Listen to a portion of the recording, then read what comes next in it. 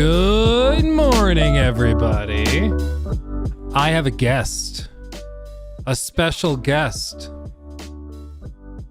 the one and only, Mr. Orion Wild. Hello, everybody. Hello, everybody. Do you have anything you want to say? Do you want to say anything? Little snorts. That's what he wants to say. Yeah? Yeah. He's got a really cool outfit on today. He's wearing some jeans, his booties. He's got his little vest on because it's a little chilly out. You know, he's got to be ready. Yeah. You got to be ready for those cold days. Yeah. Oh, good. Oh, yeah? Turned to Nikki. He's like, why are you laughing at me? Oh. Yeah, every baby likes this foam. It's funny. Lachlan loved it too. Snort. Anyway, how are you guys? How's everybody doing? Everybody good? He's doing much better. We went to the doctor yesterday. The doctor cleared him to be off oxygen while he's like awake. He said we could probably get away with him being off completely, but like at night his levels still drop really low. So he's still on oxygen at night, not very much though, but he's doing really good. So yeah, he's got his little Pikachu cheek stickers that hold the what is it, cannula? Cannula, is that what it? Okay. But you're doing good. Baby boy. Oh, you go to mama? Oh, he loves his mama. Oh. Have a good time with mama. Bye, everybody. We're Bye. gonna go shopping. Go shopping. Have a We're good gonna time. spend all daddy's money. Yeah. Yeah. Okay, much love. Stinky, did you catch that? I'm No. not gonna make you sniff it. Yeah. Okay, love you. Love you. Let's see. Let me pull this up. Cats are in the other room. Yeah. I'll probably let them in here in a little bit. Okay, so I pulled up my browser. Sorry, I didn't have this turned on or opened because I've been kind of scrambling. Today I decided instead of starting at our normal start time of 10, we were going to start at 11 because we needed to let Miss Nikki have a little bit of extra time sleeping because Ori's been a lot. So we took some extra time, but now we're here, we're rocking and rolling, ready to get into it. So I guess elephant in the room. Sorry, new segment, Jacob. Elephant in the room. The Game Awards happened. That's a thing that occurred. I've been surprised actually at the somewhat negative response to the Game Awards. Like, I've always thought it was well known that the Game Awards was basically just one big series of commercials and that's it. But for some reason, like, it's like surprising everybody. Everybody's like, wait, like the awards are an afterthought and the ads are the focus? What? And everybody's shocked. And then it's so corporate too. Like, they have all of these movie stars and actors coming up to do stuff. Game of the Year was announced by Wish.com Willy Wonka for some reason. I don't understand. Like, the whole thing is just bizarre. And some Xbox controller modder who has a tiny YouTube channel. That's funny. So it's just, other than Monster Hunter Wilds being announced, but still being like a year and a half away, there wasn't a whole lot for me to be like, oh wow, that was awesome. I know some people are pumped about Blade, but it's a cinematic trailer. That's it. We saw some more stuff with Suicide Squad, which I guess is fresh to you if you didn't get into the closed alpha, allegedly. So I guess that's a thing. Flute guy was there. That's true. So I guess that's good. I don't know. There just wasn't a whole lot. The Black Myth Wukong trailer looked really good. I'll give him that. This was probably the worst, like the single worst trailer I've ever seen in my life. Like, we've seen some bad trailers. I thought the Hellblade 2 trailer was pretty horrible. This thing, like, this is supposedly a trailer for a game that breaks genres and industries and media types. Like, this is supposedly a game that's going to shake the world. And they decided to do like a tech demo face capture thing, which looks identical to the stuff they did way back when with like LA Noire behind the scenes. Let me see if I can find those clips. Yeah, like these. This was basically their trailer for their cutting edge game, was just this. They just filmed this and we're like, yeah, that's a good trailer. And then everybody gives Kojima a standing ovation. I genuinely don't understand it. It's just odd. I don't get it. Yeah, it's just, yeah. Yeah, I've got both chats pulled up. Don't worry. It'll get voted both. It'll be, excuse me. Let me try that again. It will get voted best because it's a Hideo Kojima game. Well, I think that there's sort of a swing back effect right now, a pendulous motion within some of the gaming industry where everybody's aware that there's some extremely awkward bias with Jeff Keighley. We all joke about his bromance with Kojima, but like, you know, we have tweets that are going out and going like semi-viral because it's like, yeah, know the Game Awards rules. OD comes out. It's the worst trailer I've ever seen. Except he's like, oh yeah, no, take whatever time you need. We're gonna have you and Jordan Peele come out and stand on stage for 10 minutes saying basically nothing. And then we're going to, like, once Alan Wake wins awards, yeah, wrap it up, which this is gonna be a meme now, was the teleprompter. After about 30 seconds for all of the awards, a big please wrap it up thing would go up, and then they'd start playing music to walk people off the stage because they needed to cram as many ads in as they could. And I get it. They didn't want a Christopher Judge situation. If you don't remember that, last year he did like an 8-minute speech and it was like one of the first things to happen in the show, so it threw the whole thing off. But I don't think this was a great way of doing it. Like, Larian won Game of the Year and they got rushed off the stage as they're like saying thank you to a deceased member of the, I think, cinematic team. It was like the lead cinematic designer. They're like, we want to dedicate this to you, my friend, rest in peace. And then they're like starting the music. Please finish up, hurry along. Like, it's just bizarre. But I mean, that's what it is. It's a show. They have to keep it on schedule and pump it out. But it just reaffirmed for a lot of people that this was not about actually giving out awards and giving those people the time to say thank you to those who made it possible.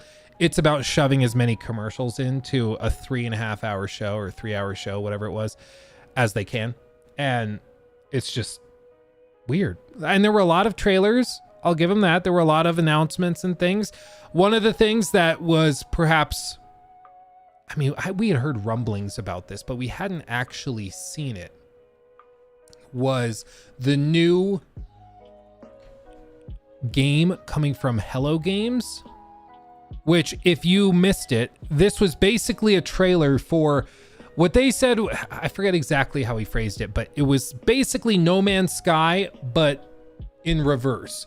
No Man's Sky is a series of stars and galaxies, and it's basically a universe sim where you can go to all of these planets that are procedurally generated, but each of the planets are pretty small and they're each individual planet is a biome and that's it. But for the last 5 years, apparently they've been working on this project that is the opposite in a way, where it's a singular planet. He said like the size of Earth or larger, so probably larger than the planet Earth, but that all players can go to and play on all at the same time.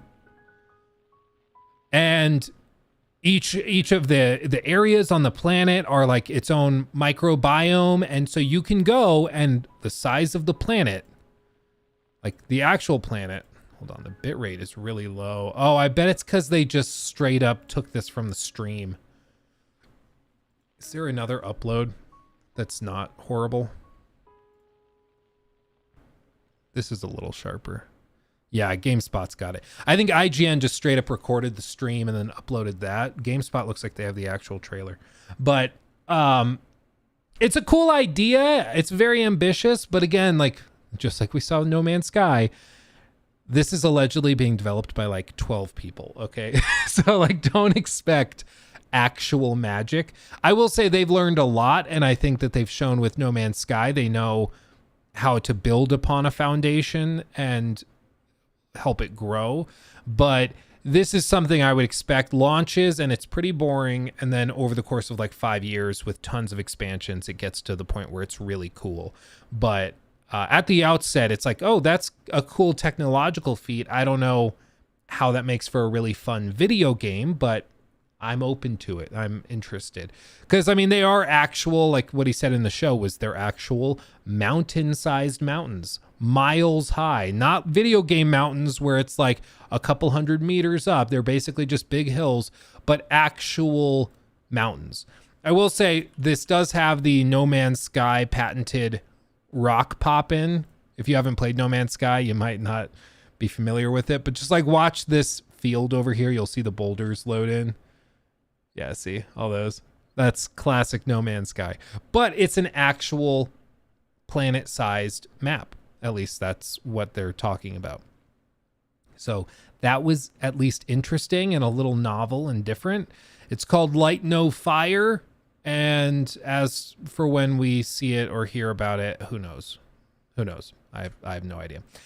Other than that, we didn't get a Death Stranding 2 trailer. We did get another look at actually what was it? Hellblade. I was like totally blanking on what it's called. Hellblade 2. And that one, let me see. No, that's not the official one. Hellblade 2. Because we actually got a look at gameplay for the first time. First time. Chadwick, thank you for the super chat, by the way. For some reason, my sound alerts aren't going off. Have they been popping up on screen? They should be. Huh. Yeah, for some reason, it's not popping up. I don't know.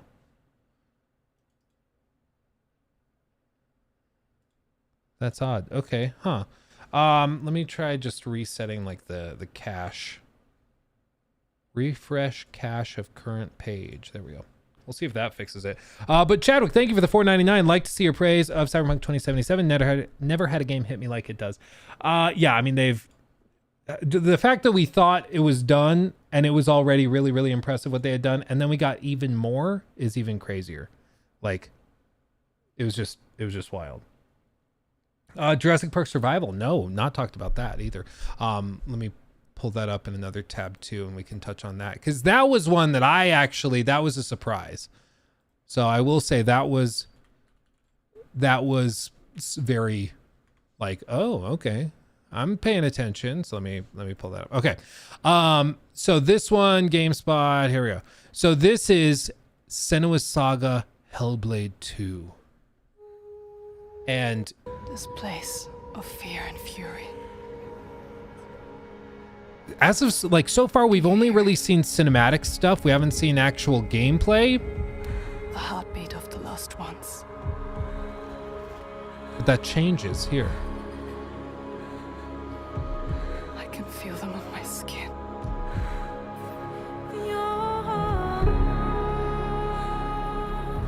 Each death, inked in blood. I'm getting a copyright struck for this, won't I? It's graphically very, very impressive. I don't think it looks as impressive today as it did when they first showed it off, but that's mainly just because we've seen some other really, really amazing stuff come out.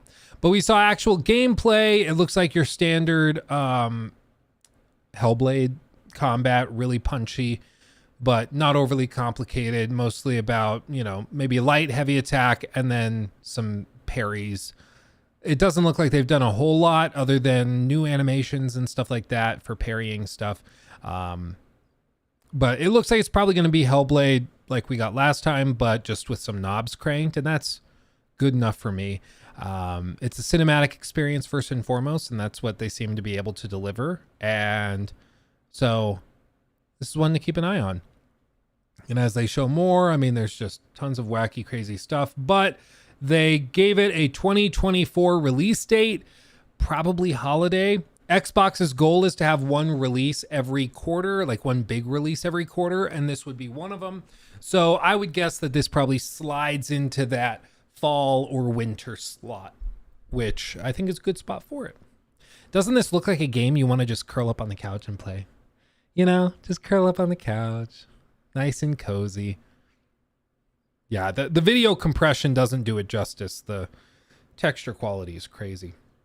So that is apparently coming next year as well. So that was cool to see. I also, of course, we're going to pull this up.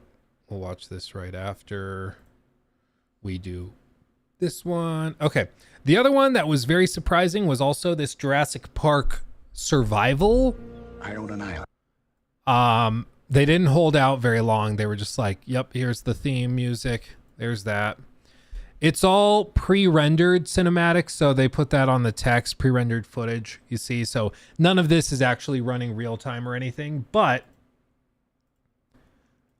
I mean, once you ignore all that, it's like, okay, they're setting the tone, you're escaping dinosaurs. Okay, I get it. This was a really cool moment. She runs out and then collapses. This was cool.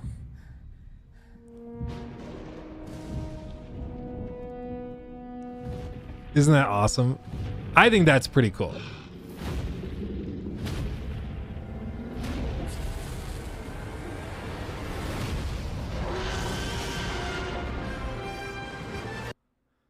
I'll mute it so we don't get copyright struck. And then they show some gameplay. At first I thought this was like a VR game, but I don't think it is. You know, I'm open to it. I don't know if this is just like a straight survival game or if this is going to be like a multiplayer survival game or what they're trying to do. But it's next gen. It's coming from Saber. I'm open to it. I wanna see more for sure. Everyone's calling her Mia. Really? That's terrible. I of course have no idea what you're talking about. But if I did, I'd be like, that's awful. Let's see. Let me try this one. I'm going to try putting the sound output for alerts on this channel and see if that helps it play. I don't know why the sound isn't working. Now it's popping up, but it's not playing sound. Oh yeah, let's touch on that. So one of the biggest surprises for me was the announcement of a free DLC for God of War. Not at all what we thought it was going to be, though. There's been rumors about a God of War DLC for a long time, especially because the way that they like wrapped up the story seemed really to set it up for another smaller story, specifically with like Atreus going off and then you play as him, and they built out all these different move systems and stuff for him, so it seemed like they were going to do it. But then we got this, which is a trailer for a roguelike. How exactly do they describe it? Valhalla is an action-packed expansion with roguelike elements only on PS5 and PS4, December 12th. So I thought maybe they were taking some extra time working on it to like prep it for next gen hardware or really crank the knobs, but nope, it's coming to last gen as well. And it seems like it's probably just a series of combat encounters, very similar to what we had in was it Niflheim in the first game, but now maybe with some actual like story elements woven through it. And you know, you can see they have like little cutscenes of Kratos waking up. So maybe they're doing something like that. Dude, all of these IGN trailers are just taken straight from the stream. There's not actual like native footage, so it looks terrible. Yeah, this is better at least. So I don't know. Honestly, I was expecting when I heard about an expansion for God of War, I was going to be pumped. But frankly, right now, I'm pretty... Like, it's free, so I can't be that bummed, but I'm really underwhelmed by this. I was hoping we would get like a big Atreus thing or something, but it's a free update. Can't be that mad about it. But I'm not big into these like roguelike modes that they tack on to games. Even if they're just meant for grinding out gear and stuff. I don't know. It's just not for me. It's not for me. So when I saw it, I was like, oh, okay. Well, what are you going to do? Jared, Luke, what are your thoughts on Spider-Man getting 0 awards? Honestly, everything it was nominated for, I just frankly think there were other games that did those things better. Like, I saw people freaking out because they were like, oh, well, did you see that Yuri Lowenthal didn't win Best Performance? I'm like, yeah, I didn't think his performance was the best of the year either. Like, was it deserving of a nod or like a nomination? Sure, whatever. But like, I just think it's believe it or not, it is possible that sometimes games can or games can be nominated or actors can be nominated and they just don't come out on top compared to the competition. Mutahar had a funny take because this guy posted this tweet, was really upset about it, and it's like, Baldur's Gate 3 winning Game of the Year over this is crazy. I'm like, okay, you picked a cinematic moment from the opening of the game. Spoiler alert, nothing this cool happens for the rest of the game. In terms of like showing off the PS5 SSD, this is far and away like the biggest moment. But beyond that, they also said something really funny. And I'm going to say, I love Baldur's Gate 3. It's my game of the year.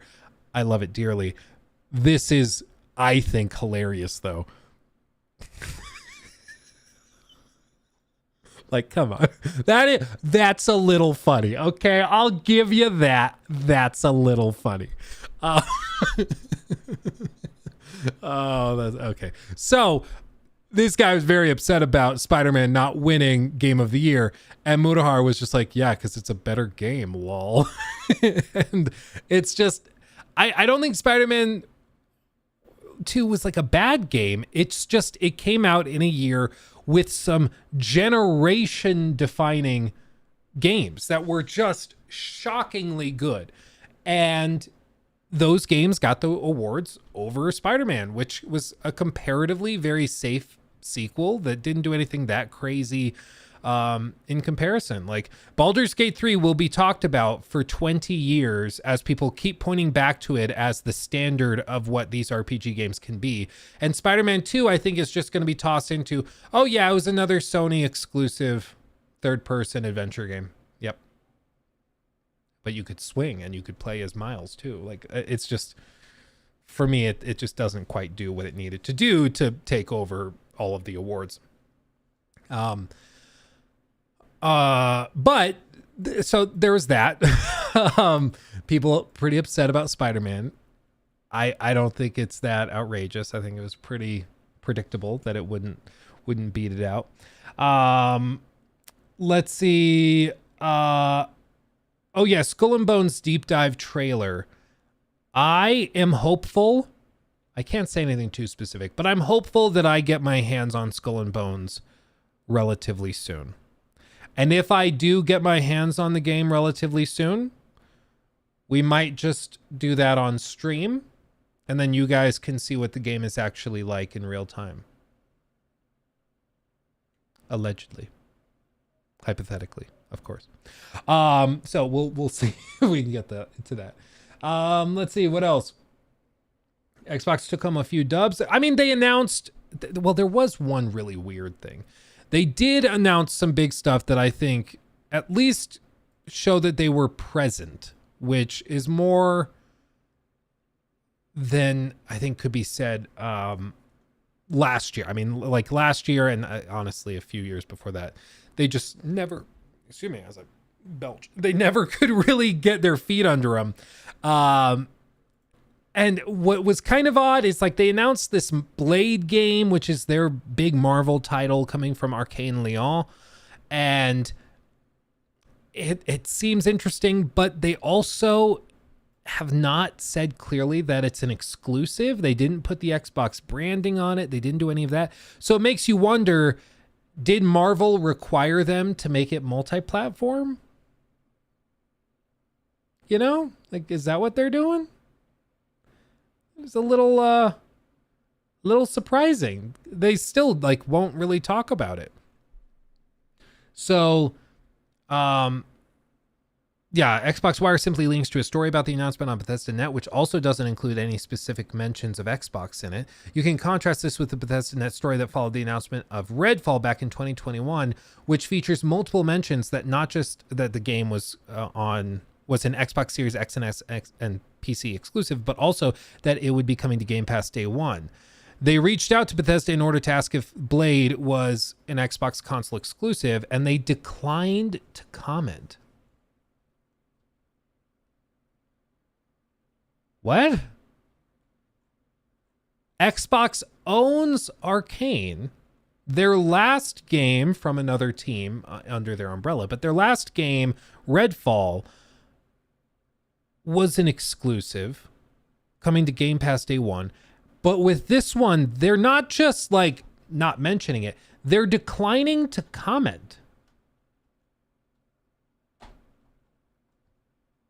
What?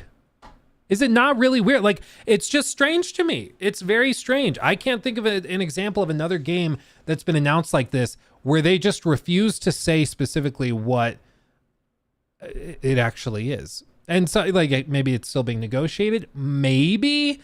I don't think at this point. Like, I think it's negotiated before they sign the paperwork to give them the rights to make it. And I don't think Arcane would take on this huge multi-million-dollar project if it was still up in the air as to whether it gets released in a profitable way. So, I don't know. My guess, based on this reaction, it could be that Marvel is just saying, hey, we don't think that Xbox has enough users to justify like putting this exclusively on your platform with the payout. So we want cross-platform. We want it to come out on PlayStation 5, or maybe release it on Xbox and bring it to PlayStation 5 later or something. I don't know, but it's very weird that they aren't being specific. It's very, very strange. Very strange. Because you would think if it was exclusive to Xbox, they would just say that. Like, just say it. Oh, yeah, we didn't put it in the trailer because we just didn't. But yeah, it's Game Pass day one and it's Xbox exclusive. They're not doing that. They're intentionally declining to say it, which is weird. Let's see. Chadwick also, thank you for the $4.99. Don't forget, Capcom hasn't released anything on Pragmata in a while. Capcom has a lot of irons in the fire, I think. I think they got a lot of stuff coming. Spec Ops, thank you for the 20. Gee whiz, thank you. Very generous. Good to see you, my friend. I'm surprised people are surprised. It would be any different than any other award show. They're all shit unless Ricky Gervais is hosting.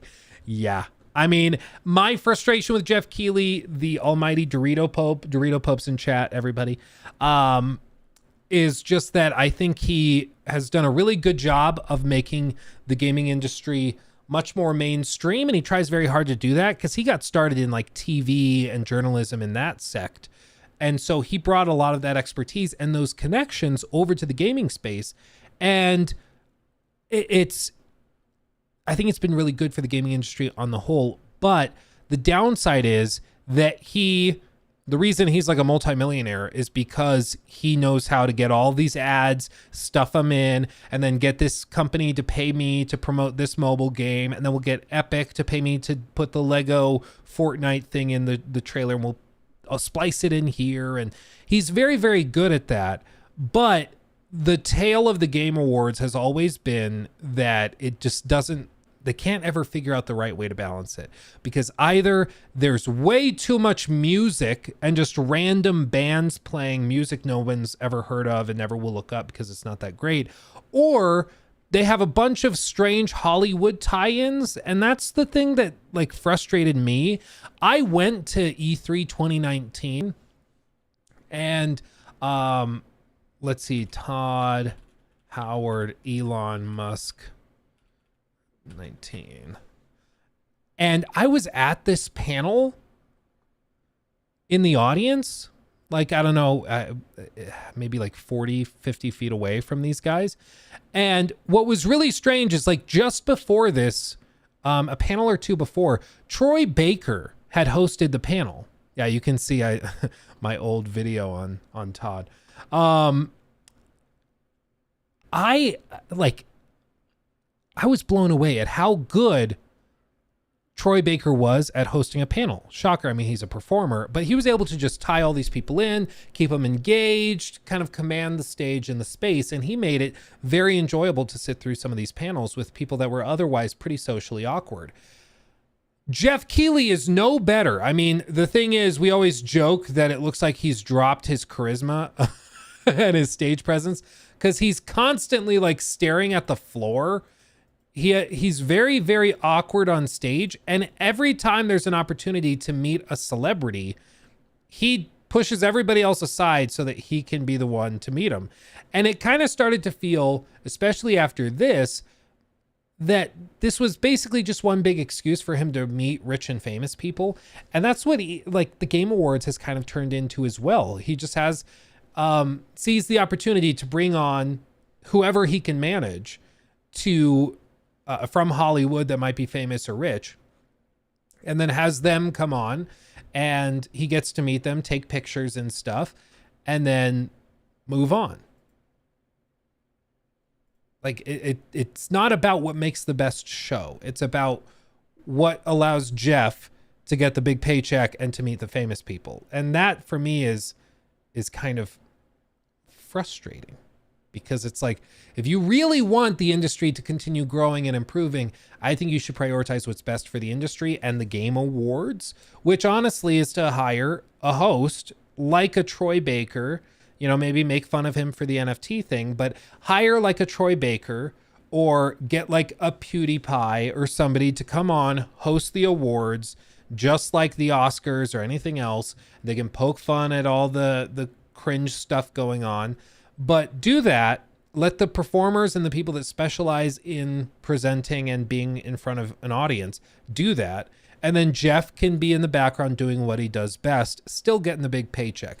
But that's the thing, is Jeff, I don't think, really cares about what's best for the show. He just wants to make sure that he gets to meet the rich and famous people. And one of the best ways of demonstrating it is just watch. You probably noticed it at the Game Awards, but if you go through the Game Awards, just listen for all the times when Jeff randomly interjects that he's already seen it, or he's already played this game, or he went out and met the studio last year. Like, all over the place, there were constant reveals where it has nothing to do with anything, but he'll just quickly be like, yeah, and I got to play this game last year, and this game's really special. Tell us about it. It's like, no one cares, Jeff. Just like, nobody's coming for you for your gaming opinions. Unless it has to do with how much XP they can save on you know, Halo if they buy a certain bag of Doritos, which, again, if nobody knows that, it goes back to the almighty Dorito Pope incident, where the one and only Jeff Keighley did like this sponsored segment covered in Doritos and Mountain Dew and stuff. And so people started calling him the Dorito Pope, which is really funny. It's just funny. It's just funny. I'm not professional enough for this, but like, that's because that's what Jeff's really good at. So I'm just like, let Jeff hang out with Kojima. They can talk about Doritos together, do that, and we'll just leave it there. Like, let the professionals do the presenting. That's what we need. That's what we need. Sucked that Timothy presented Game of the Year. Shouldn't have been a person from the game industry. I know, right? Why did they have Wish.com Willy Wonka presenting Game of the Year? I don't understand it. Again, it's just another instance where Jeff is just like, who is the most rich and famous person that we can figure out to get with? You know, like if Jeff can get next to Yi, he'll do that, or yeah, whatever his name is now. It's Pope Cheesiest the Thirst. It's just frustrating to me. Yay. It's yay. Okay. why was he even there? I don't. Did they play a trailer for like maybe the Willy Wonka movie? I don't know. Dude, I forgot how much fun I had making this thumbnail back in the day. The video did terribly. I mean, you can see it did terribly, but I put like the Monster Energy drink logo as a tattoo underneath his eye, and like I thought it was funny, but nobody really cared. Oh man. Anyway, let's see. Digital Variable. Thank you for the super chat. Unknown if we were allowed to, but can we talk about Suicide Squad leaks, character release, etc.? Who would you like to see? I'd love to see a Great Blade game. I'm honestly not sure what, like, how much we can go into, because, like, of course, I want to discuss those things openly, but I also, like, I don't know. It gets tricky because there's NDAs involved. And so if I talk about something that was leaked, but then I also could potentially have direct knowledge of it because of NDAs, I still can't really talk about it. So it just gets really sticky. I'll have to investigate it a little bit more. Divyam, thank you also for the super chat. World of Goo was the first game I ever played, so super excited for a second announcement at the Game Awards. Chat, do try it if you're into puzzle games. Oh, there you go. World of Goo. Christian, also, thank you. 11 months. Oh, baby. Hey, Luke. Hope Orion is feeling well. He sure is. He's a little superstar. Did you know that Pandora has hidden max settings on PC? It's truly next gen. Yeah, I didn't know that while I was playing it for review.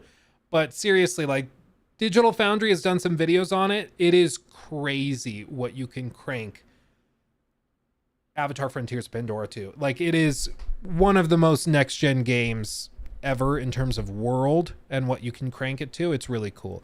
It has like straight up Crisis elements where it's just like they can push it to the absolute limit. Oh wait, I might have just figured out why this isn't working. Hold on.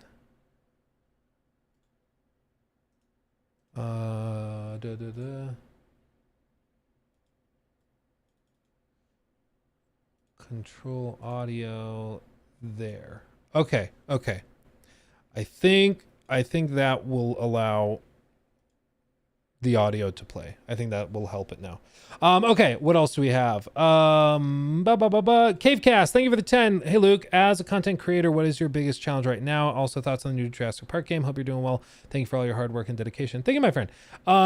As for biggest challenge right now, I mean, recently it's just been trying to still make stuff while like Ori has been sick, and so balancing like the personal family stuff with trying to still get content out that's timely and topical. And then also we have like sponsorships and we have dedicated videos that partners have bought and paid for us to make. And so all of those still have to be produced on strict deadlines regardless of what's going on in the personal life. So that stuff's been really tricky,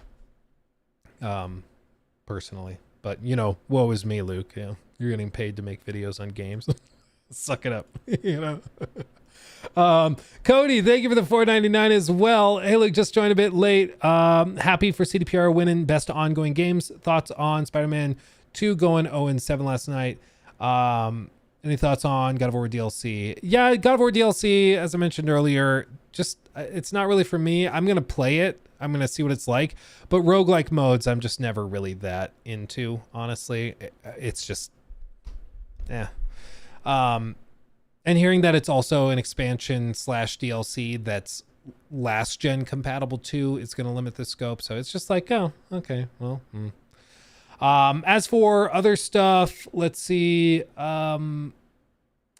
Yeah, CPR winning Best Ongoing Game. I think that that's probably fair because they could have walked away from that a long time ago, and they have turned that game around completely. So I think that's fair. And then Spider-Man going 0-7. Like I mentioned earlier, I just don't think there was anything that it could really, that it was the best in that category at. So I don't think it was stolen. I don't think anything, like I don't think it was what's the term? Snubbed. I don't think anything like that happened. Hogwarts Legacy definitely was. Hogwarts, I think, very easily could be nominated for like best music, I think you could nominate for best action adventure game very easily. The fact that it wasn't nominated at all, to me, was laughable. I mean, it's literally the biggest game of the year, and we're just all pretending like it's not existing so that like Jeff can try to keep a positive stance among some like hardcore people online. Like, come on, dude. Come on.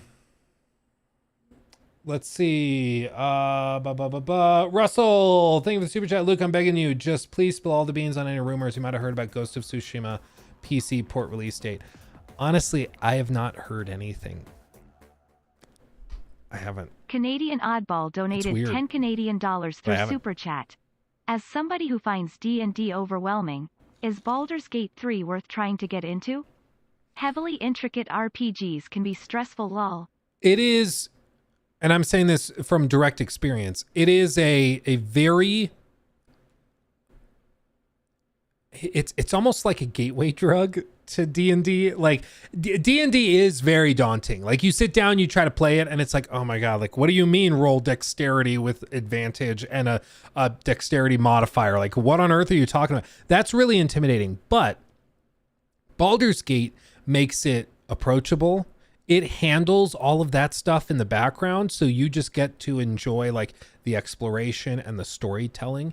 The thing is, like, if D&D is intimidating to you, you're not alone. Many people feel that way, but like one of my best buddies from college had never played D&D, was super intimidated by it as well, played Baldur's Gate 3, and because it's based off of D&D rules, the 5th edition of D&D, he was able to come and play D&D with us one time and just step into it just fine. Because he had basically, it's just like the board game version of the game, basically, even though it's actually the reverse, right?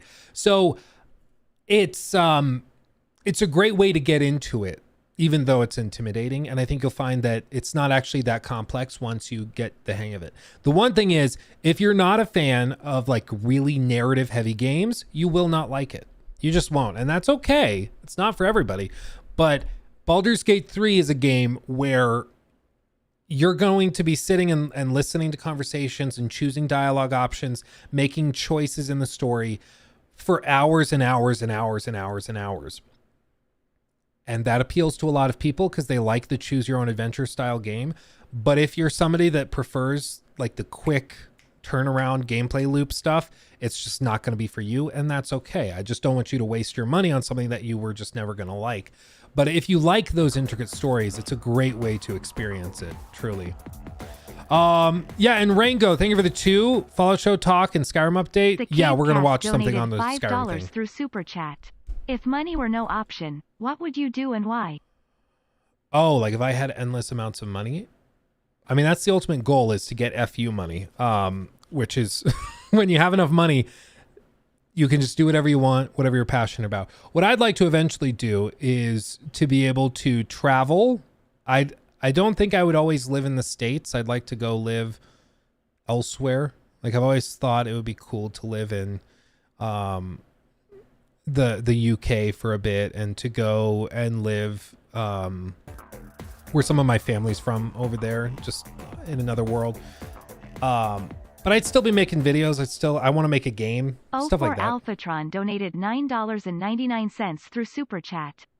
Last night Proves and Maddie mentioned at the Game Awards focus more on ads than awards, hence people shouldn't put too much weight into what wins. After Last of Us won a few years ago, I was out. Oh, Alphatron.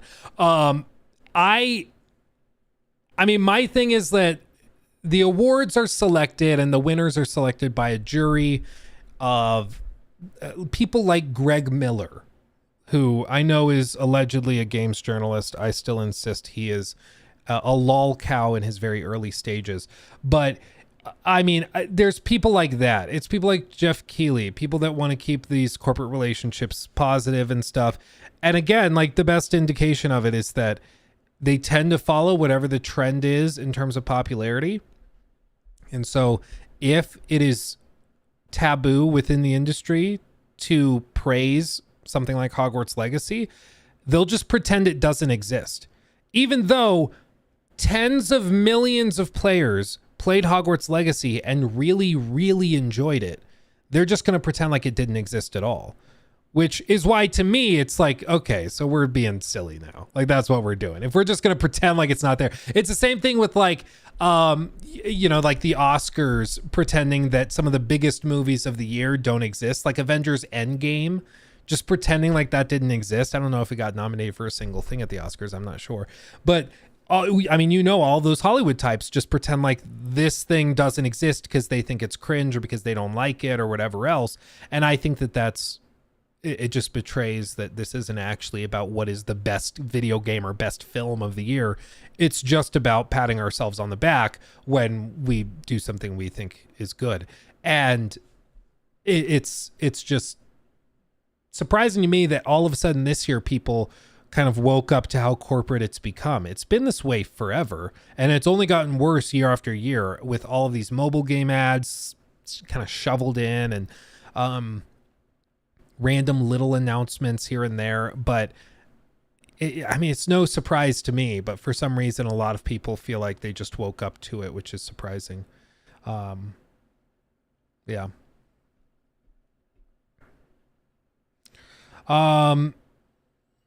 Let's see. Don't live in the UK. When I was working with Cami, who lives in the UK, she was saying, she's like, yeah, don't live in the UK if you can help it, because basically in the UK, and if you guys are in the UK, I want to hear your thoughts, because what she said is in the UK you are either like rich and you're in like the top 1% whatever, or you're like struggling to get by. That's what she said. Of course I don't live there, so I don't know if that's the case, but it seemed similar to like when I went to Orlando, and a lot of people said that it was like that, where people like either you're working in like the middle lower class supporting the industries of like the resorts and the vacation and tourist stuff, or you were at the top of it and you were like the manager, executive, whatever, and then you live like a king and it's great, but only if you're, there's no middle ground, there's no middle class there. Yeah, it's pretty accurate. I wouldn't say it's that dramatic, but there's a lot of poverty as a British kid going to uni. Yeah, she's right. Well, even just, I think when I was talking to her, it was right after like the, you guys had some sort of energy crisis or something, right? I'm pretty sure that's what it was. And so like a bunch of people's energy bills were like £200 1 month or 1 year. And then within a year, it had gone up to like £1,200. That's what I had heard, which I will grant you is a bit insane. The prices you would pay for houses are ridiculous compared to the value you get in the US or other places. Depends on where in the US. Like the house,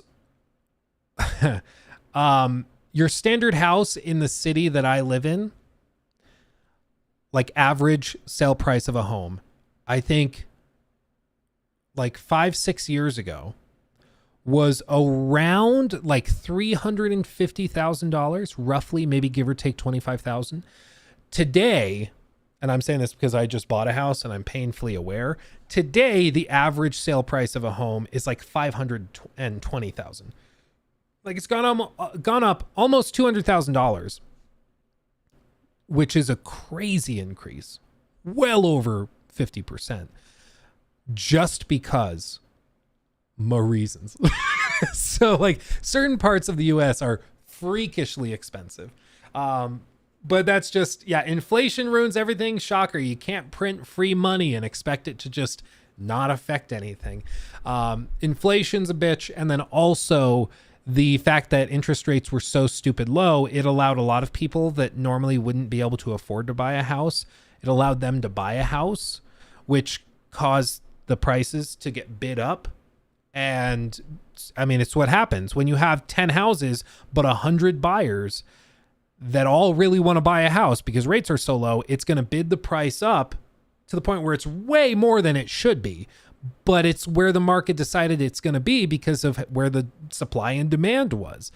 And now demand is really low. Supply is also really low because rates are high and everything. So right now the market is kind of at a flat line.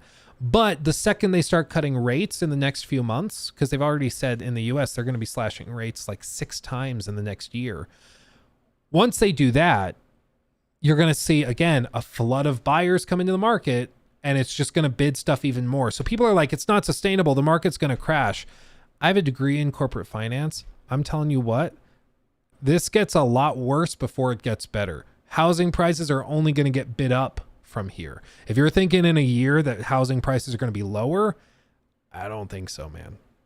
Rates drop. All of these buyers on the sidelines are going to come in, and it's going to bid prices up, not down.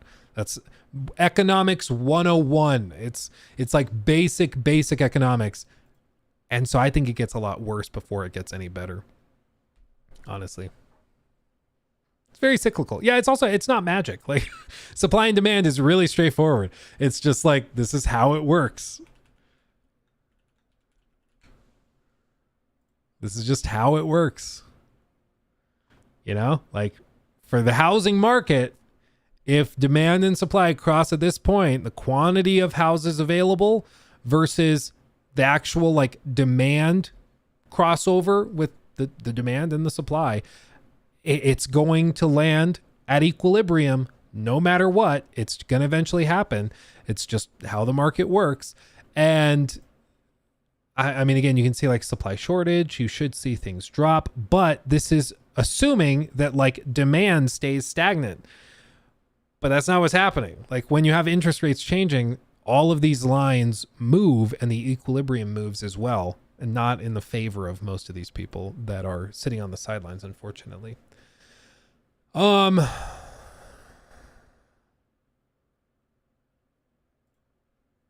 Also, do you guys want to see, this is kind of unrelated, but it's something I'm very excited for and something I had no idea was happening. Okay.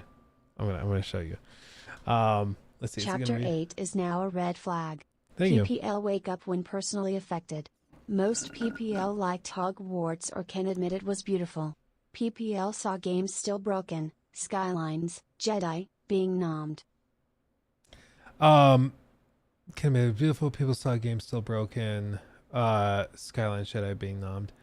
Yeah, it's just, I do think it was surprising that Jedi Fallen Order still got nominated, or not Fallen Order, Jedi Survivor. That was a different game. Jedi Survivor still got nominated, even though it had objectively a terrible launch performance-wise. It still sold pretty well, and people really liked the game, but it was a buggy, broken mess, unfortunately. But everybody just kind of ignored it. It's just weird. It's just surprising, but yeah. As about, let me just show you this, and then I'll shut up about this, just because I saw this pop up on my timeline. I follow a guy named Caleb Hammer. He does really good like financial audits of people. Really good content creator. I've been following him since he like had 15,000 subs on TikTok. Like I've been following him since the very, very beginning, and now he's just exploded. And I've talked for years, you guys know that have been in the streams for a long time. I've talked for years about potentially doing like a finance channel. I still want to. We have to finish that other room before I can build a set for it. But I'd like to eventually do a finance channel because I just love talking finance. But we'll see if we eventually get there. But he posted this, a picture of a Mountain Dew. Interesting, right? He quote tweeted Boogie and said, "We had a collab in Austin, Texas, and stopped to eat cheese dip to celebrate."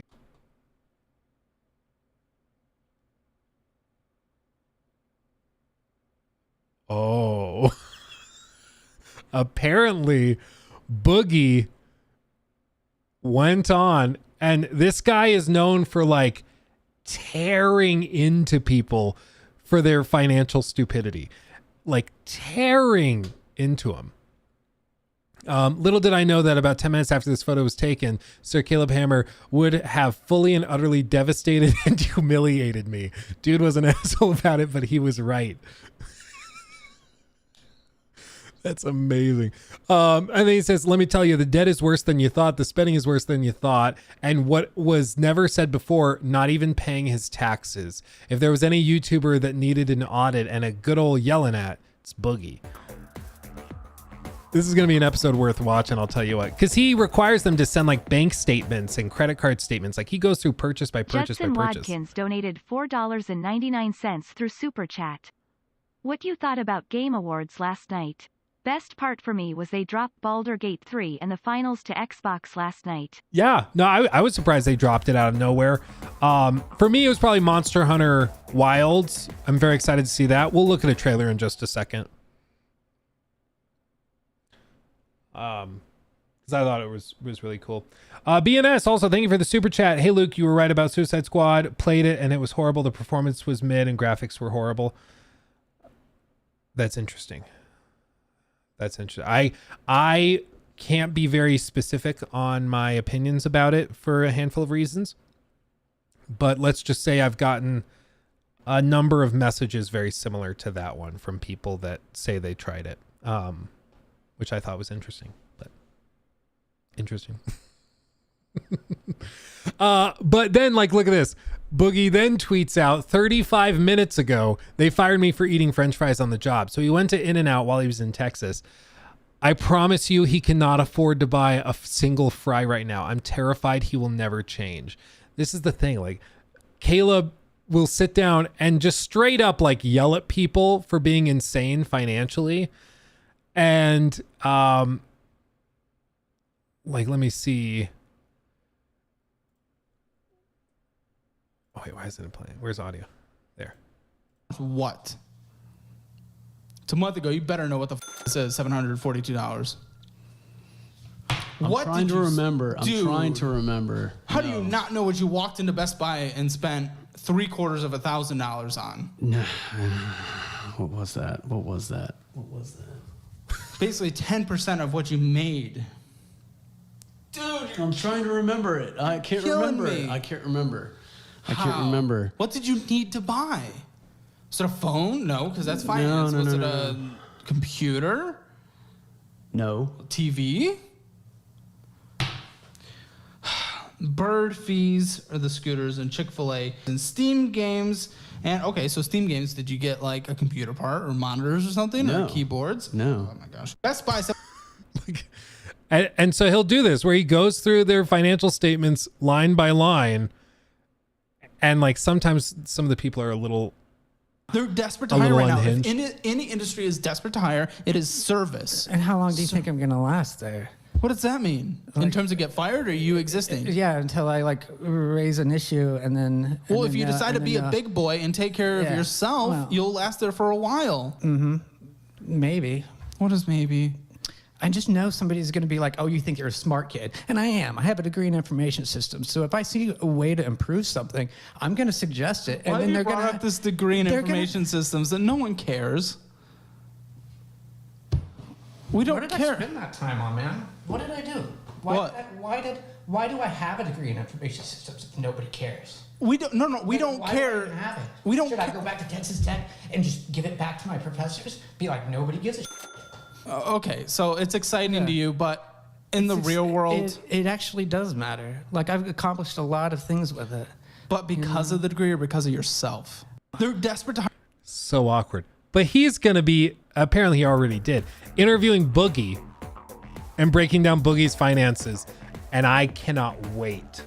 I'll tell you what, I am ready Jack for that. donated $5 through Super Chat. Have we talked about Skull and Bones getting a release date? Lol.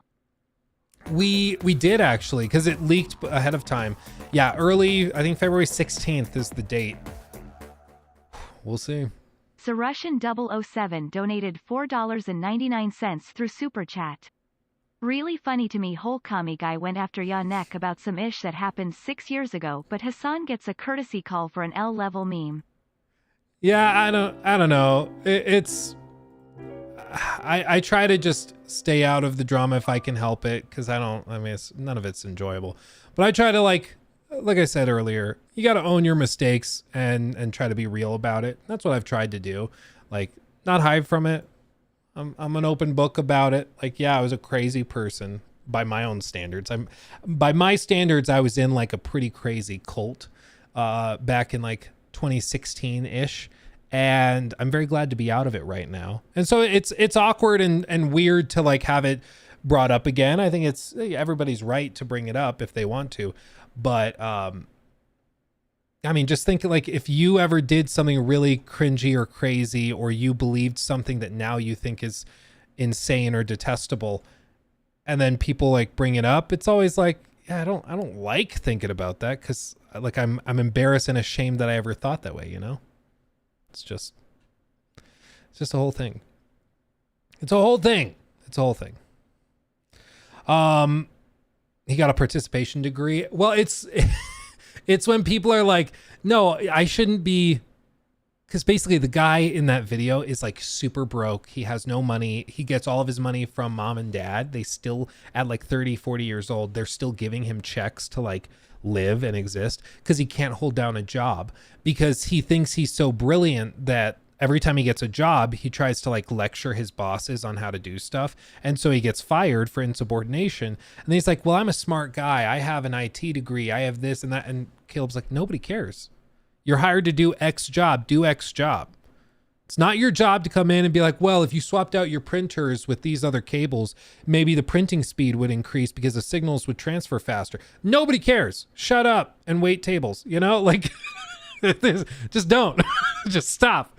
It's not your place, you know? But there's a lot of people like that you can lead a horse to water, you can't make it drink. And that's unfortunately the tale with a lot of these like the people that go on those types of shows, is that like with Boogie too, I'm sure he's going to go up there and Caleb's going to be like, dude, what are you spending all this money on? Why are you still spending money on mobile games? Why are you doing this? Why are you doing that?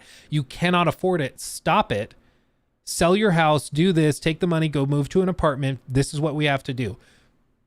You can break it down, giving him step by step what he needs to do to make his life objectively better. And he's not going to do it.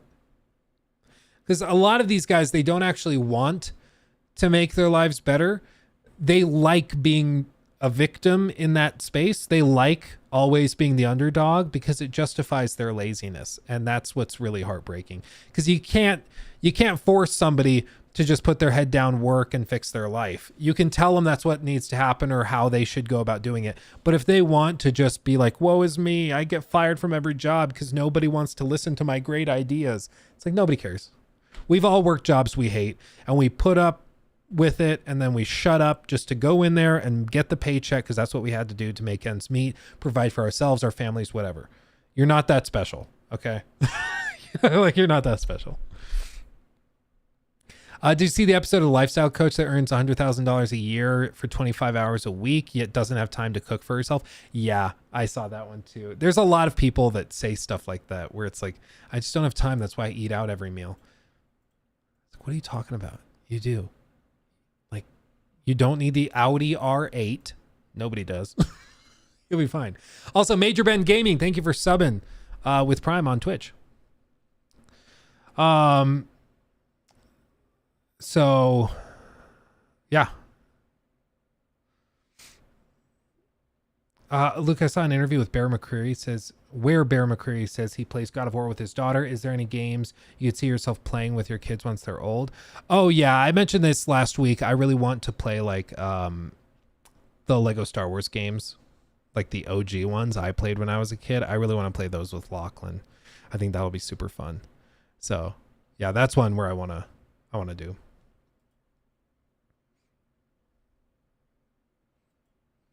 Any interaction with Skill Up? No. Not really. I don't.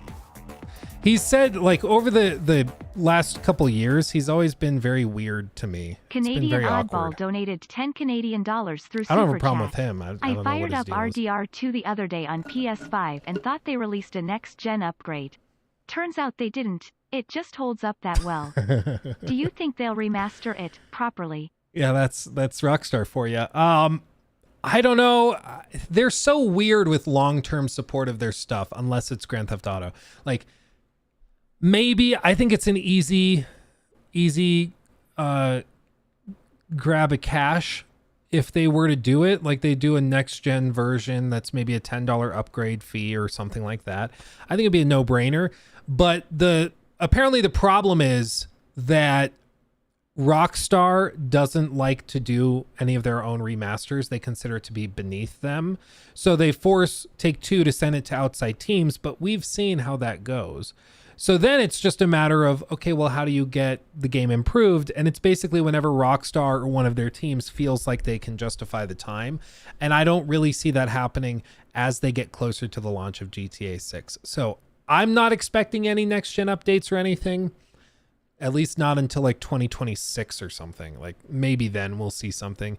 Maybe they shadow drop a patch unlocking the frame rate or something like that would be cool. But I'm not holding my breath because they've never really, like there's never been much of anything that they've done where it's like, oh, that was really nice and pro-consumer. It's Take-Two. They're going to do whatever the hell they want, you know?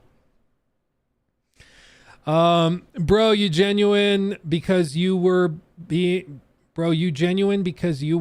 roasted for going to LA for Avatar and they thought you were going to give a wine and dine review, but you didn't. I mean, no, they've always been very upfront. I know this is something I've given Ubisoft credit for, is that they,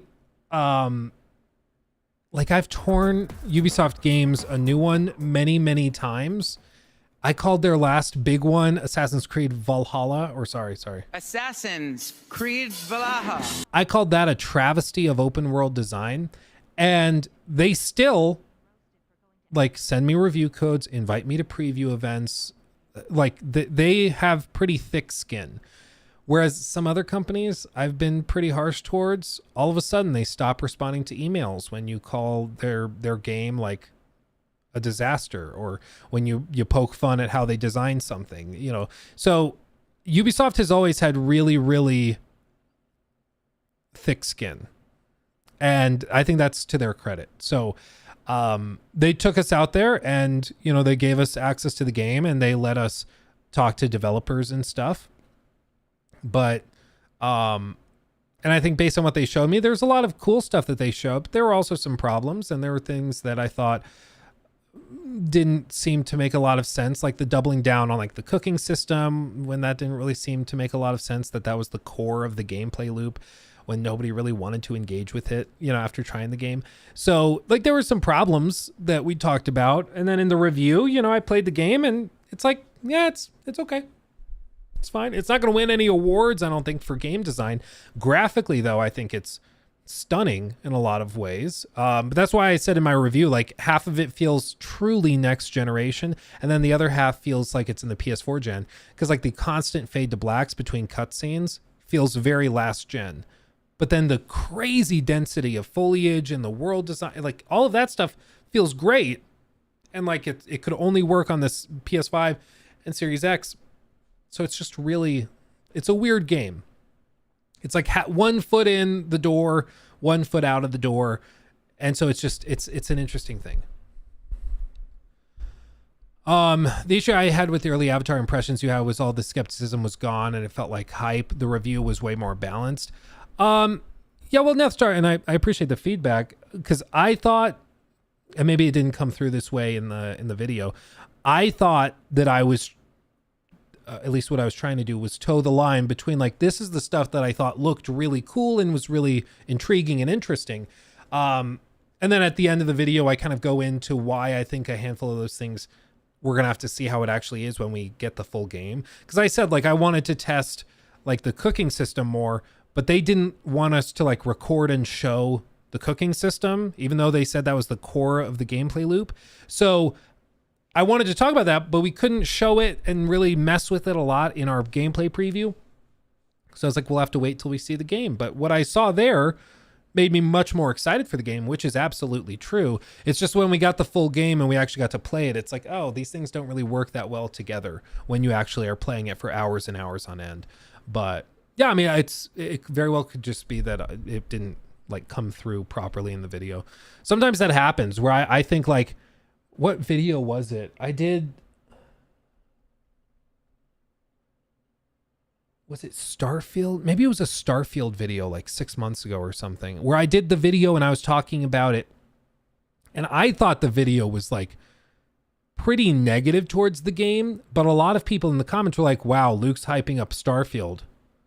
I was like, I really did not think I was doing that. Like, every once in a while you'll make a video where you think the tone is here, but then it turns out to the audience when they watch it, it feels over here. Even though you meant it over here, it feels over here.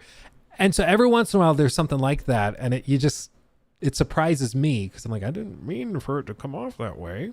Positive and negative. Sometimes you mean to be negative or like very critical and it comes off more positive, or sometimes you mean to be really positive but it comes off much more critical. It's just a dance. You know.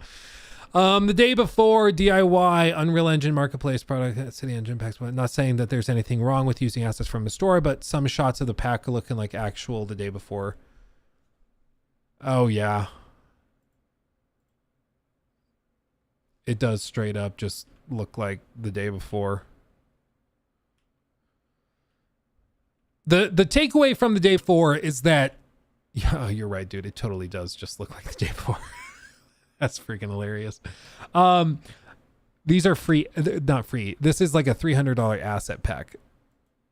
And it just straight up looks exactly like the game. That's hilarious.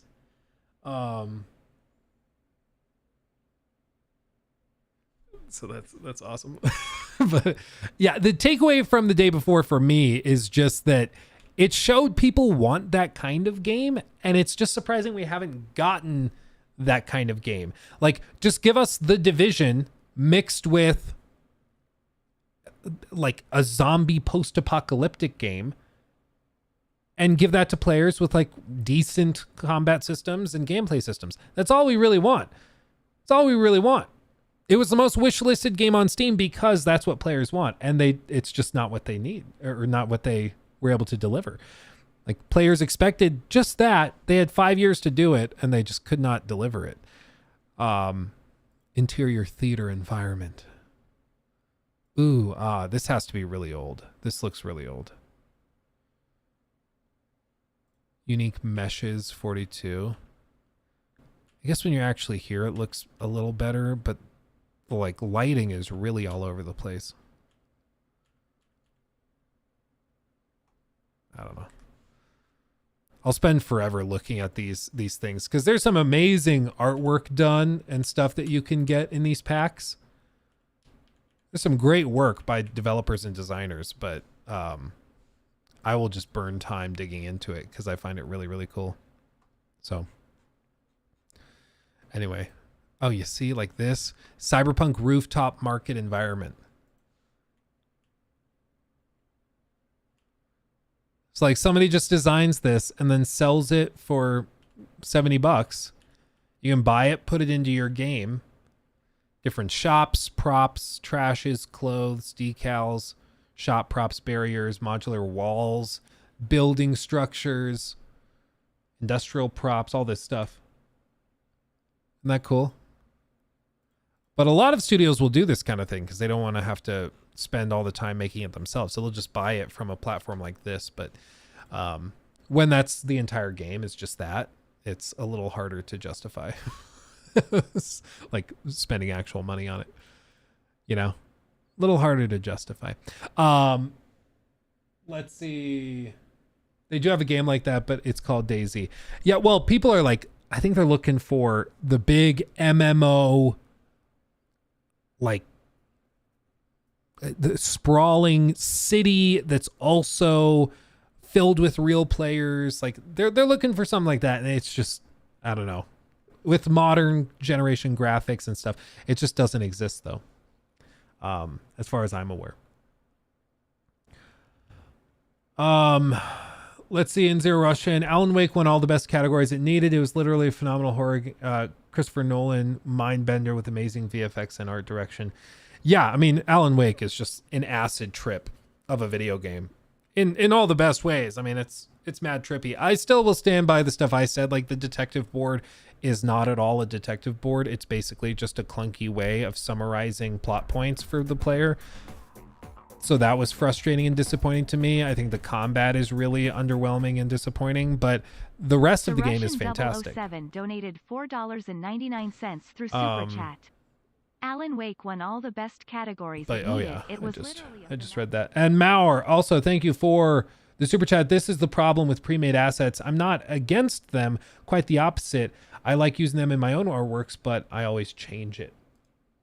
Well, yeah, it's like nobody has a problem if you design, like if you use that stuff in your game. That's not a problem. It's just when that's all there is to the game. Yeah.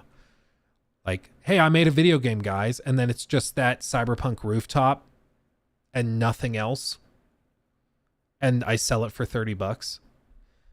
And I'm like, but yeah, but you can walk around the environment and talk to vendors that don't have their mouths move when you talk to them. So it's just like the laziest, quick, I threw this together. I put these pre-made assets in. I used some AI, like Mid-Journey generation for some artwork on the walls.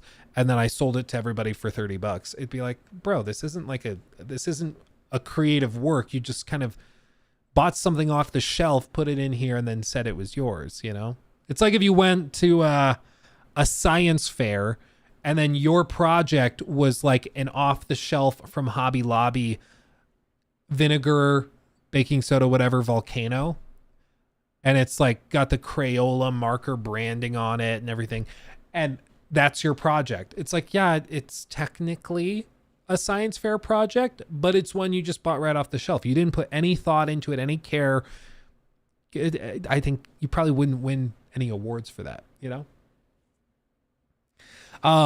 Anyway, but somebody was asking me what was the most surprising and exciting thing for me at the Game Awards. For me, it was this.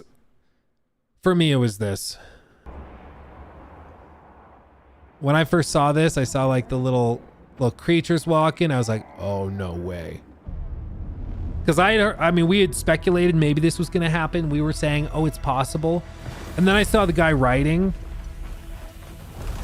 I am a Stegosaurus. And then the big monsters. And I'm like, oh, no way. And they all look like they're running from something, right? They're all running. I was like, that's a big monster. Maybe we'll have to hunt it. And then the clouds come in. And then they showed traversal with a mount that can also fly. What?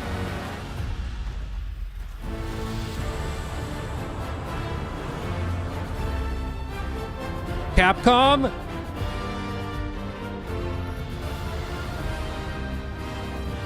Monster Hunter Wilds.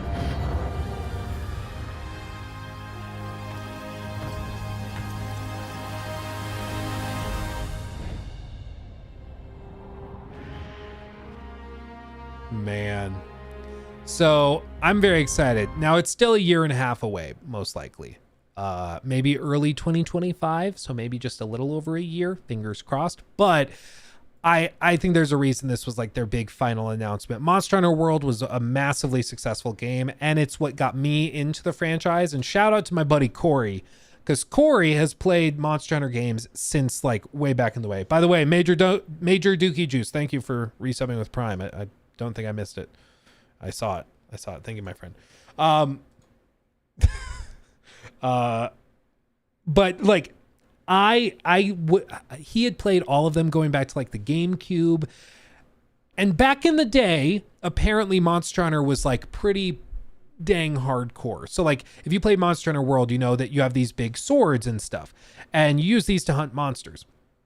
Shocker, right? But they need to be sharpened as you do the hunt. The hunt can be like 30, 45, 50 minutes long, hunting one big beast as it gets injured and runs and flies away. Then you go trace it down. It's really, really cool. But your weapon gets blunted, so you have to sharpen it. And you do that with a whetstone. In Monster Hunter World, you just use a whetstone. Like you just have it. It's an action you perform. You select it on the radial wheel and you're good.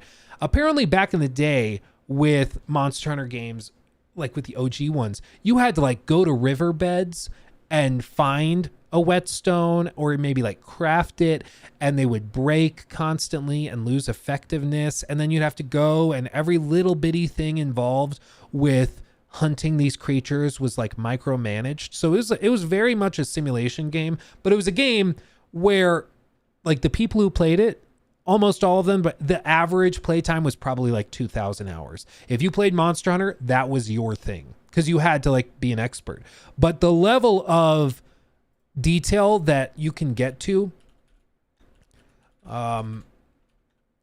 let's see, high DPS build.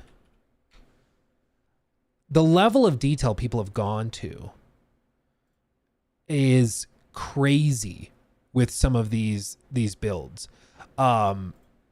because there's just a ton. Like you can see there are whole like spreadsheets and stuff people use to calculate out max damage and things, where they can figure out like what the possible min-maxed version of a certain armor set is, or a certain damage type, because all of these different enemies and monsters have different move sets and different resistances and stuff.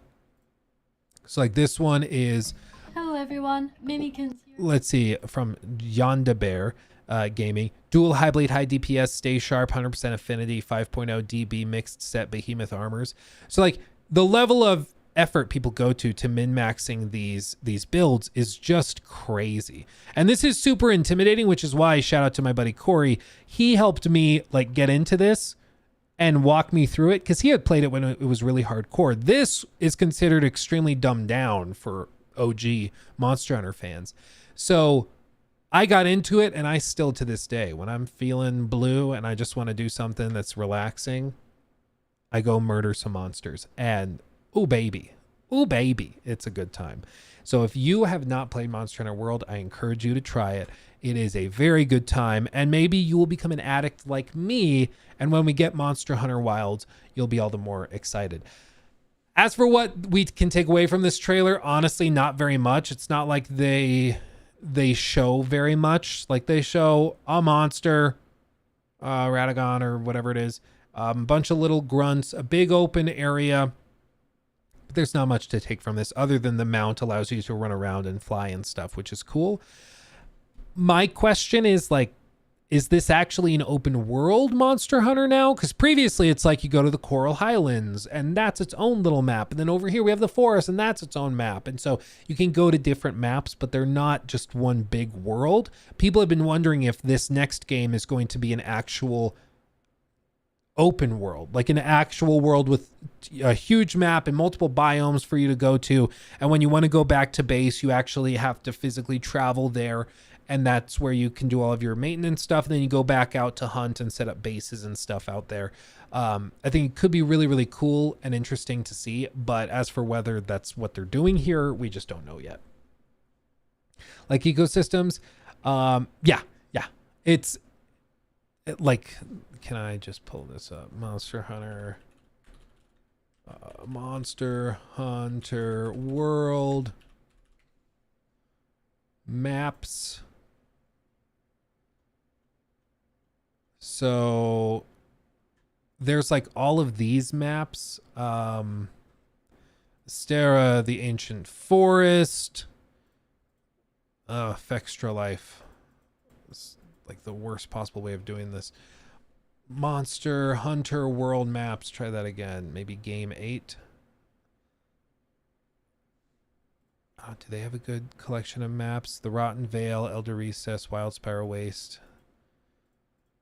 This isn't a great way of showing it. I just wanted to like show overview maps basically, but like they'll have certain areas like this where you can see this is kind of like the world map, parent map, whatever.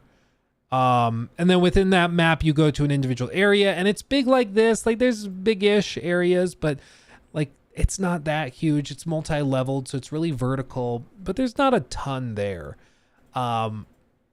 The worlds are dense, but you basically have like the Ancient Forest. Astera is kind of like home base, and then the Wildspire Waste research base is actually home base. Ignore me.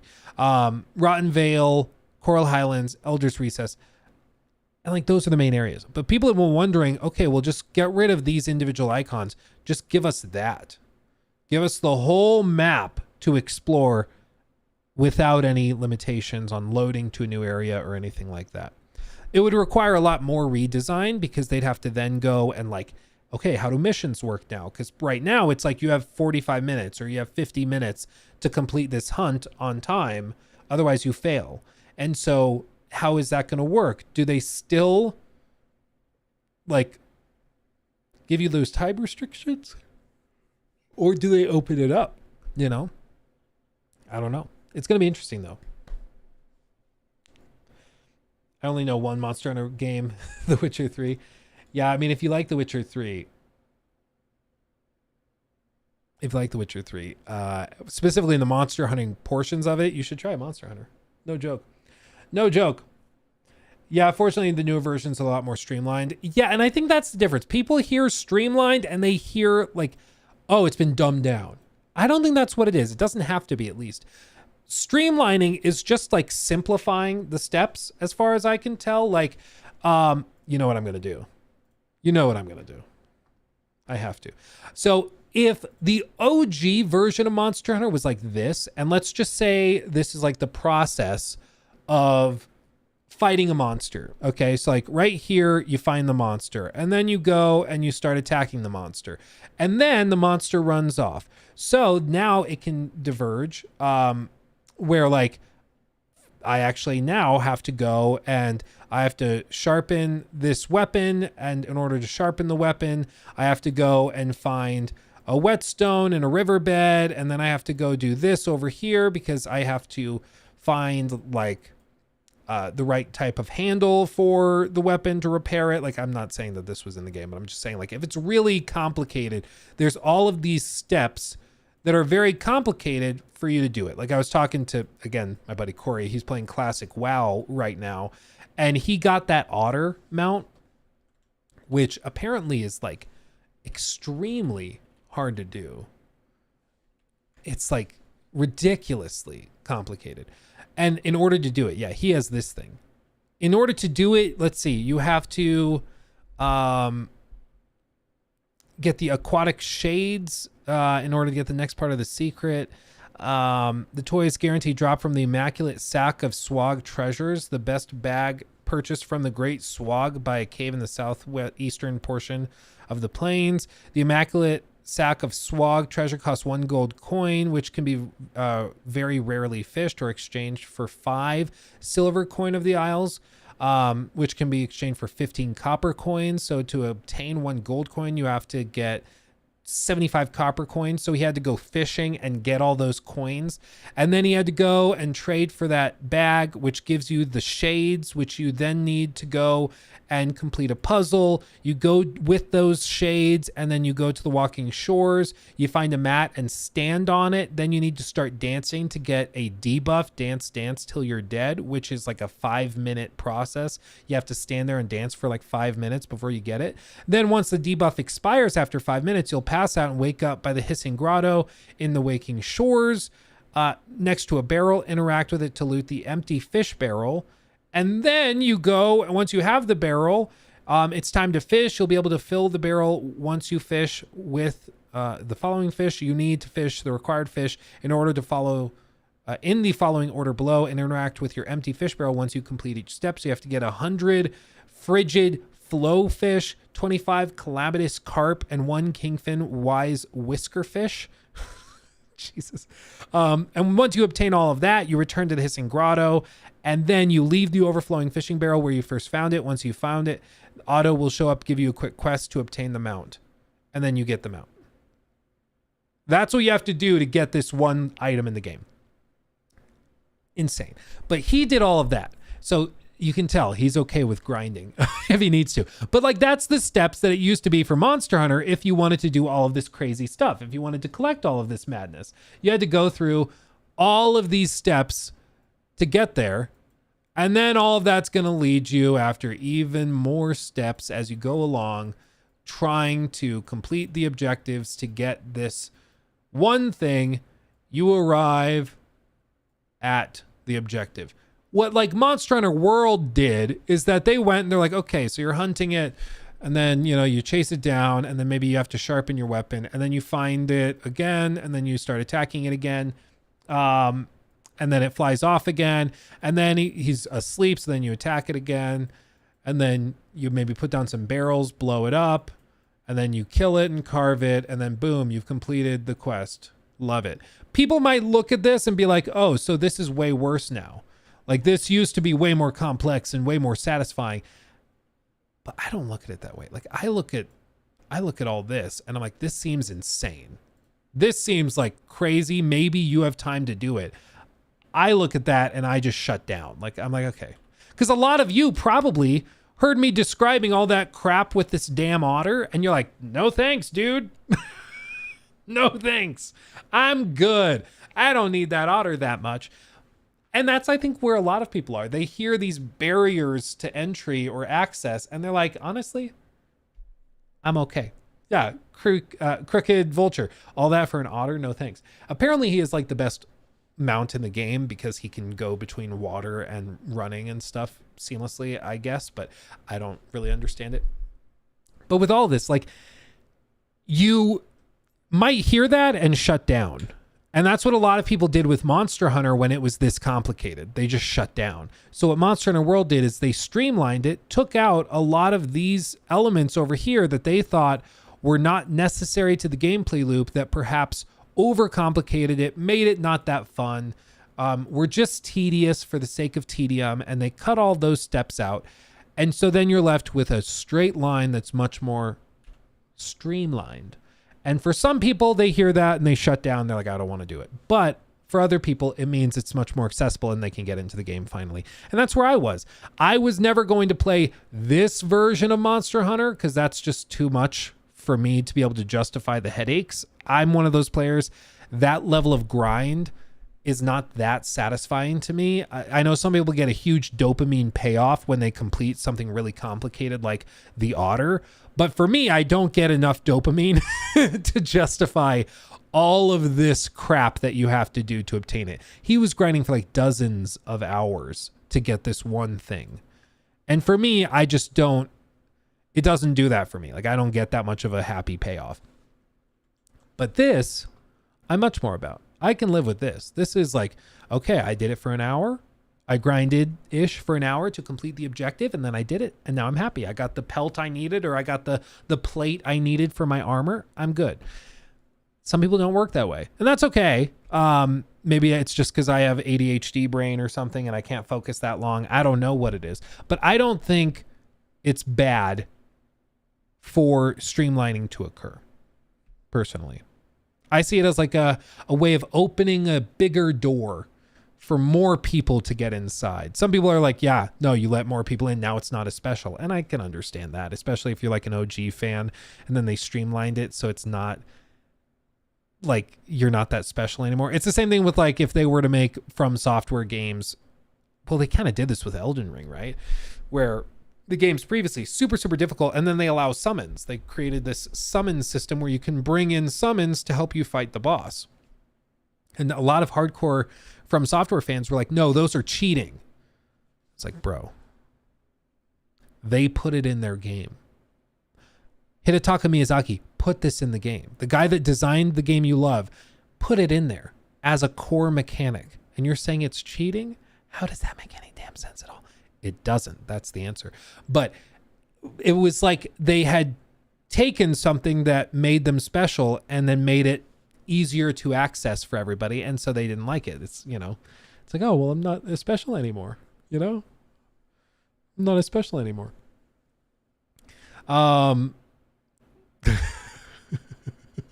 Sorry, we have people buying into to trolls in the chat. I'm sorry. Someone explained it as the bosses don't hold back, so you shouldn't either. That's kind of where I'm at. Well, and I'm just like, if the designers give you access to a tool, I think you should use it. Like somebody, and I've used this example many, many, many, many times, so I'm sorry for using it again. Let me pull it up. Thank God for this server that just has all of the footage I could possibly need. But I've used this example plenty of times before.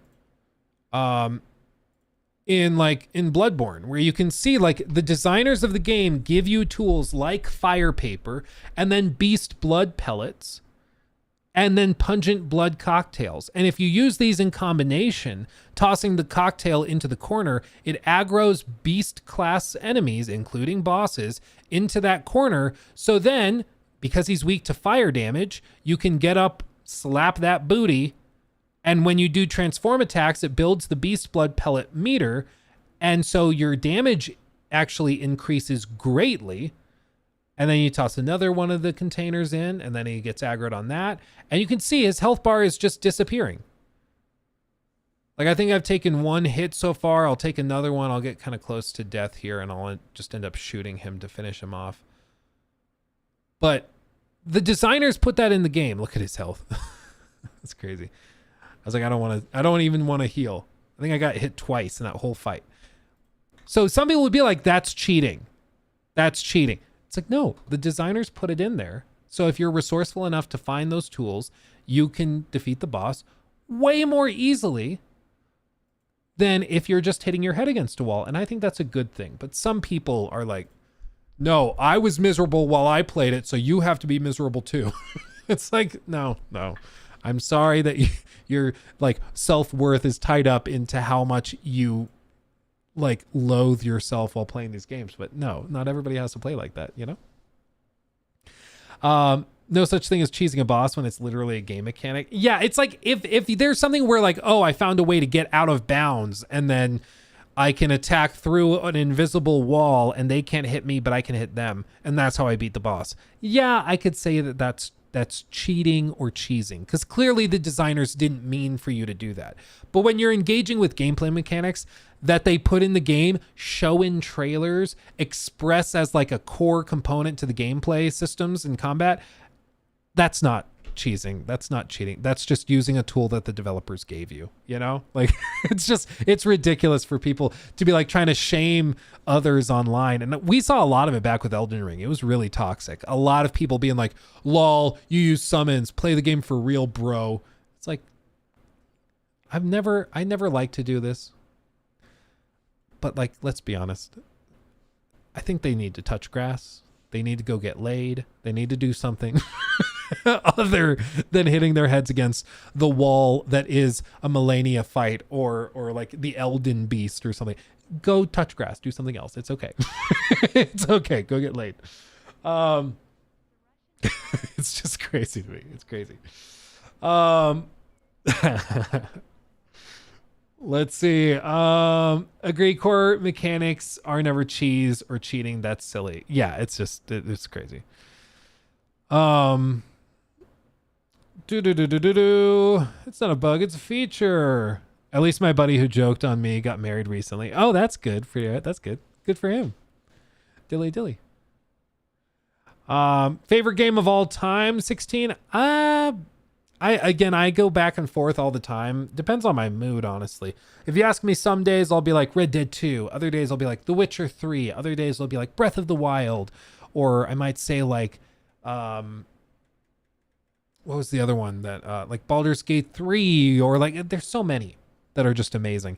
But it just depends on my mood. Because, you know, some days you're feeling like riding a horse, looking for Lanny, having a good time doing that. Other days you're like, I want to get in there and I want to kill a lichen or something in The Witcher. I want to go do that. And then other days you're like, honestly, I just want to go and like glide around the Sky Islands in Tears of the Kingdom and just do that. It just depends on my mood, honestly. Lenny, my boy. Yeah. Mzidan, yes, I did see the trailer for the new game from Hello Games. Yeah. It wasn't clear what exactly you do beyond like crafting. Like, okay, we can craft stuff. That's like craft buildings and things. That's interesting. But I don't know what the gameplay loop is. And so we'll keep an eye on it. It's a really interesting concept, a truly open world game. But as for whether that's fun, I don't know. We'll just have to see.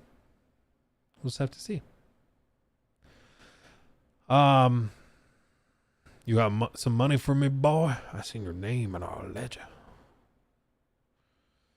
The Sega revival. Yeah, I did think that was a little funny because they were like, how do we... I would bet you it was like Sega went to Jeff and said, hey, we have like 5 games we want to reveal. And Jeff was like, okay, so we can do that. 5 is a lot. We only have so many slots. So it's going to be like $3 million total. It's going to be a lot. It's going to be like 500,000-600,000 for each. And then Sega goes, okay. What if we just put 5 games in one trailer and only paid like 500,000? And then Jeff's like, okay. I really think that's what happened, because it was really weird that they had a trailer with just like 5 games in it, giving each of them like a half second to be shown. It was a little weird to me, but yeah, it was a little funny. Sega showing how desperate they are now that they can't think of new ideas. They just got to get their feet back under them. A lot of their IP have just been stagnant for so long that a lot of people have just moved on and forgot them. And a lot of the newer generation have never experienced it. So I think they just have some work to do, and they have to win back some fans and win over a lot of new fans that are just not familiar. Like there's the younger generation right now. None of them know what like Crazy Taxi is. Nobody's ever heard of that. Like, I know it's crazy for people growing up in like the 90s and early 2000s, but the current younger generation has no idea what that is. So I think they've got to find a way to expand and open up, you know. Jet Set Radio. Ooh, baby. Thoughts on the finals? I've played it a handful of times. I haven't played it since they shadow dropped it last night. But I've played it before, and when I played it, it was during a preview event, and at the time they had very heavy limitations on explosives. So like the whole thing is that it's destructible environments, but they only gave you like 2 grenades, and they took like 30 seconds to recharge. So it was like, okay, I can blow up a wall. That's not that exciting. Like Fortnite has more destruction than that when you toss a grenade. So like it wasn't really that engaging to me compared to what we'd seen in like some of the trailers and stuff. Apparently they fixed a lot of it, and a lot of the games are much more like explosive and chaotic, but I haven't tried it since it dropped last night. People have to let me know if they've been playing it, what they think. I should try it. Maybe I'll try it tonight. I don't know. Yeah, they barely know what taxis are, dude. Yeah, dude, for real. Taxis are scary. I'll tell you what, taxes are scary. Okay. Should we do news segment? News segment. It's like last night. World premiere. News segment. Should we do that? Oh, do you guys also want to see the cats? Should I get the cats? I bet they want to say hi. Let me get the cats real quick. Hold on. They're right here.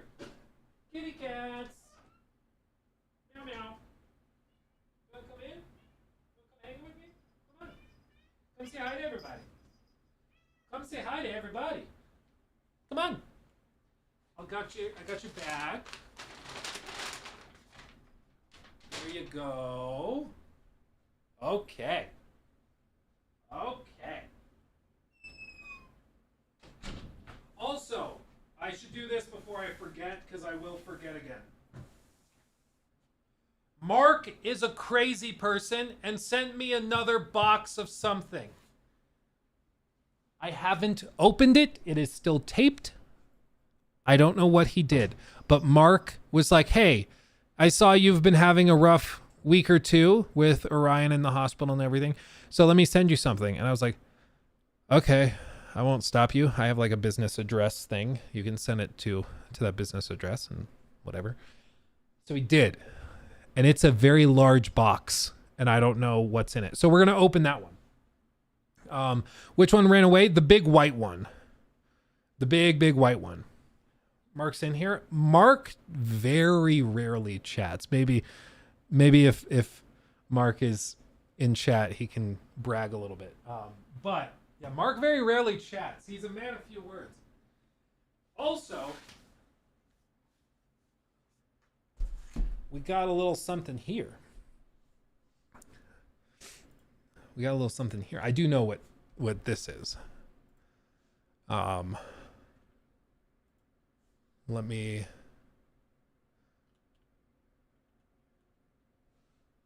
Let me see. Do. Where is it? Would be from. I have to get the right email.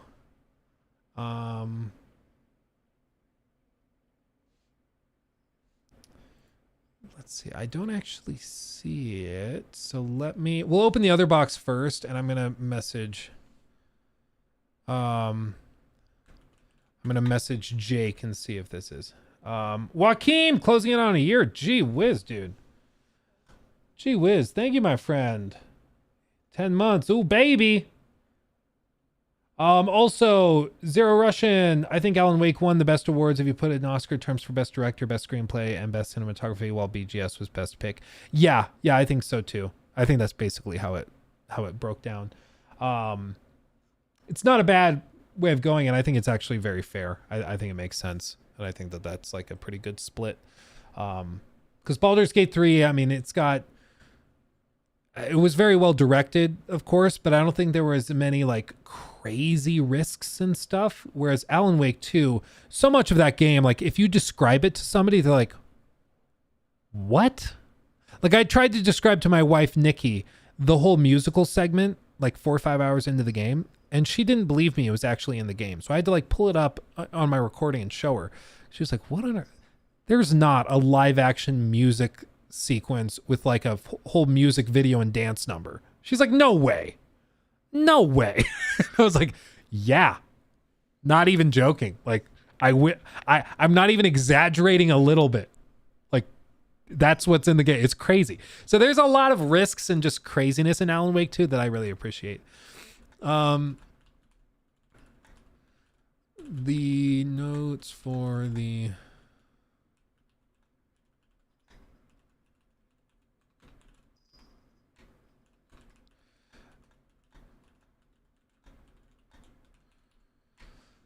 Okay.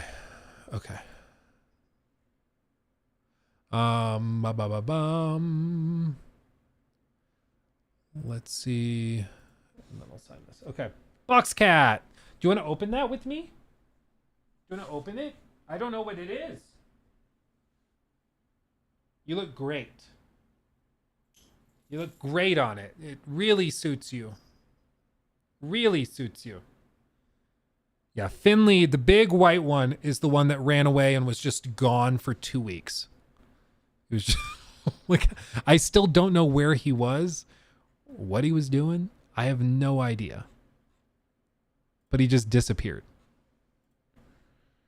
It's very, very weird, but yeah. He's back now. Okay. You want to open it? Let's do it.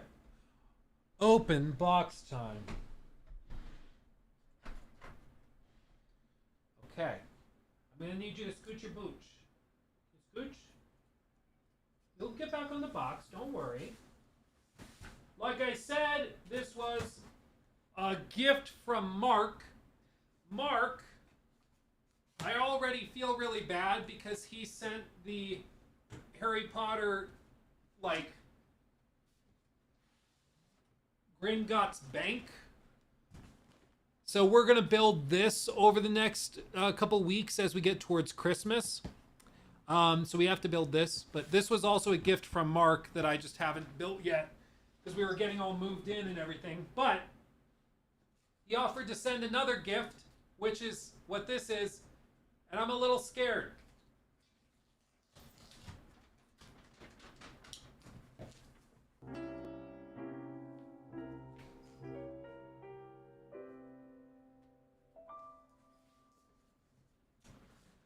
Mark, god damn it. Mr. Mo is now a red flag. Yo Luke, Baldur's Gate goodie well deserved. Just joined, so I don't know if you've talked about it, but did you find the show last night oddly paced? Yes, very much so. It was very, very ad heavy. Announcements were really weirdly paced. It was odd. It was very odd. This is the Lego Hogwarts Express Collector's Edition. And it's like a whole train and then like the station, platform 9 3/4. The train has like the room for Harry and the Dementors and everything. Like, that's wild, dude. It's a 5,000 piece set, so it's about half of what Titanic was. So not as bad as Titanic, probably similar to the Hogwarts Castle. But that's going to be beautiful. And I actually think that will fit very nicely on the shelves too. So that's going to be very nice. Thank you, Mark. Gee whiz. It even says batteries included for what? What does it need batteries for? Are there lights or something? I think there's lights in it. Yeah, light illuminating bricks. So it even has its own lights. That's crazy, dude. Wow. Okay. That's ridiculous. Thank you, Mark. Gee whiz. That's crazy. So now we have 2 big Lego projects to undertake, courtesy of Mark. Do you want to get in the box? Do you want to get in the box? Good boy. Good boy. Oh, I'm sorry. Start building. I can. I don't even know how long those will take. Oh, Finney. He's a little, see how clumsy he is? It's so funny. How did he survive for 2 weeks by himself outside? I don't know. Cat box. Yeah, he belongs there. He's very happy. I don't know. Do we start with the train or do we start with Gringotts Bank? I don't know which we start with. I think Gringotts is gonna go right there. Like right there. I think the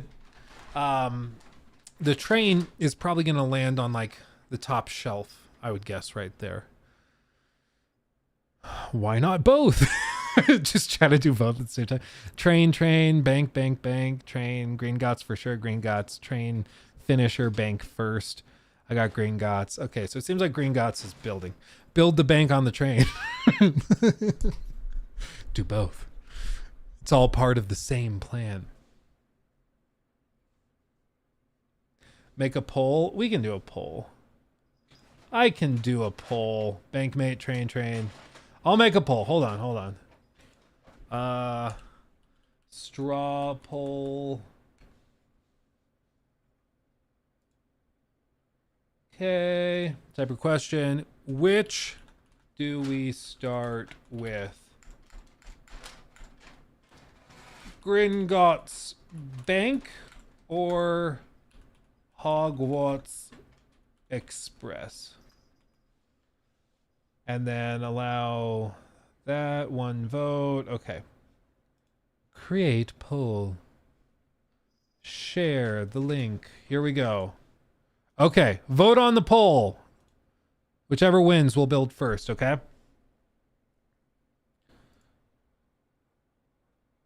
I'm excited. I'm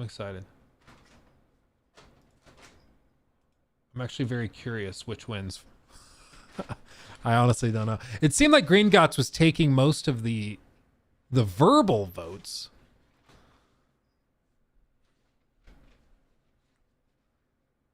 Okay. Dude, Hogwarts Express is actually taking it. Wow. Okay.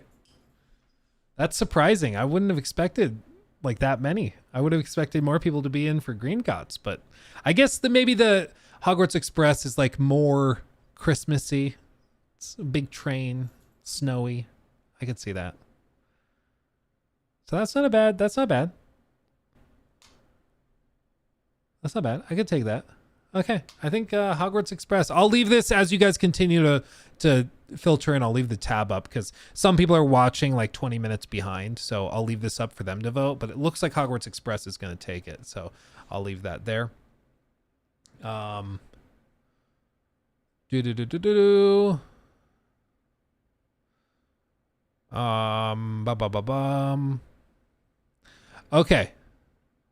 You guys ready for this? This is the other thing that I got sent that I do know what it is, but it is actually pretty cool. So let me just pull this up. Copy this. Paste that. Okay. So you guys remember High on Life? You guys remember that game? The crazy one that's like a first-person shooter that breaks the fourth wall all the time is just absolutely outrageous and hilarious.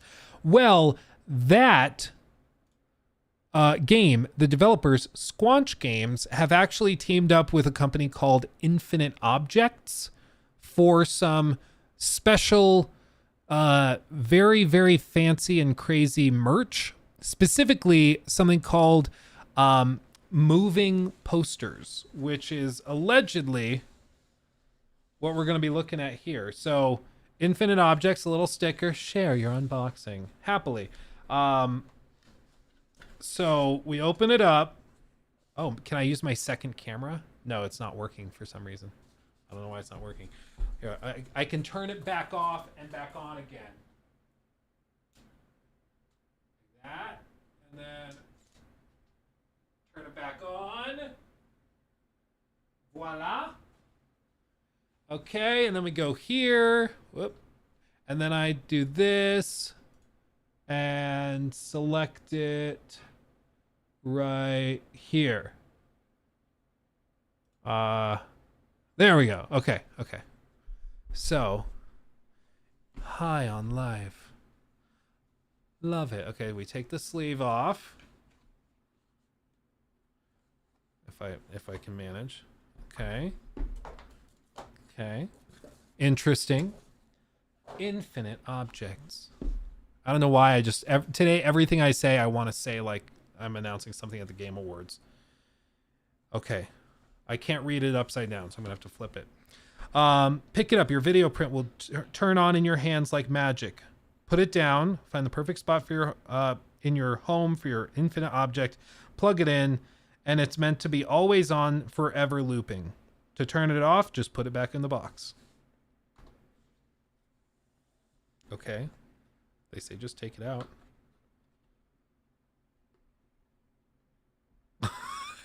It's just knifey. Looping forever. Like this. Huh. That's crazy. And this one, again, very limited. Only 3 of 30 have been made, apparently. That's actually kind of crazy. That's actually kind of wild. It's just like a straight up video poster that's always playing. And like on video, it doesn't do it justice.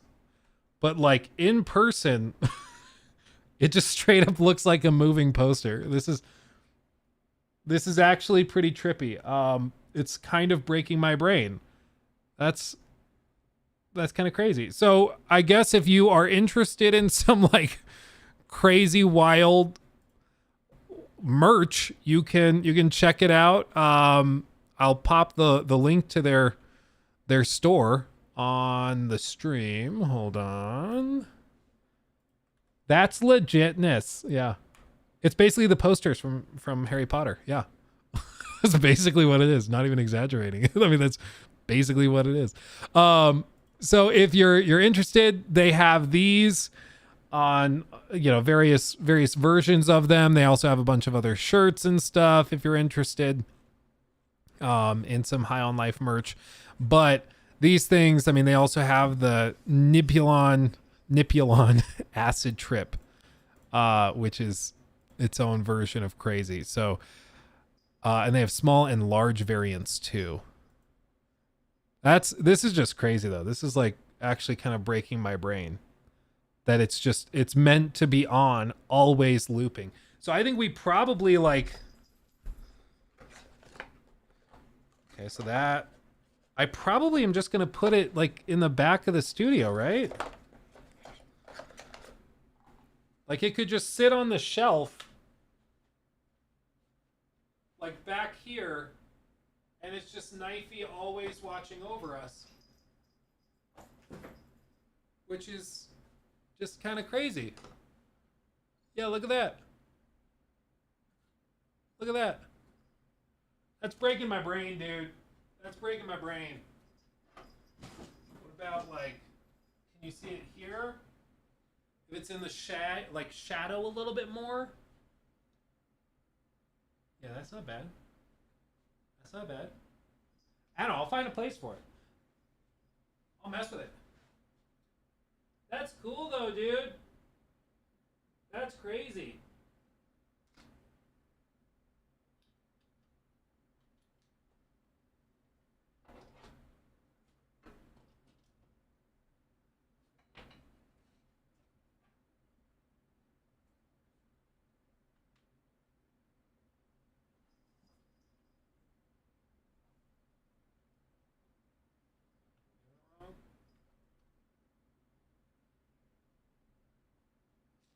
There you go.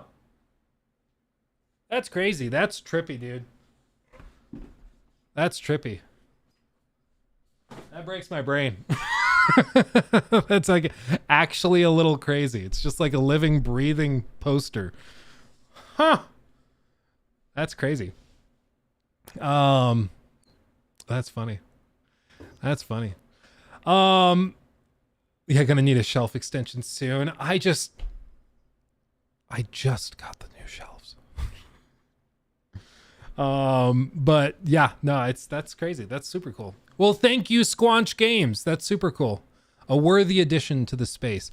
I'll have to find a spot where I think it's like a little more visible. Because bokeh out, it doesn't really do it justice. So I don't know. I'll mess with it. It has to be. I'll have to figure it out. I'll figure it out. Bro's gonna need to have a whole ass warehouse, dude. At this point, kind of. Okay, that's super cool. It looks like a shaft and balls in the distance. Does it? Oh, it kind of does. It does. It's just Knifey's eyes. It's Knifey's eyes. He's got big eyes, dude. He's got big eyes.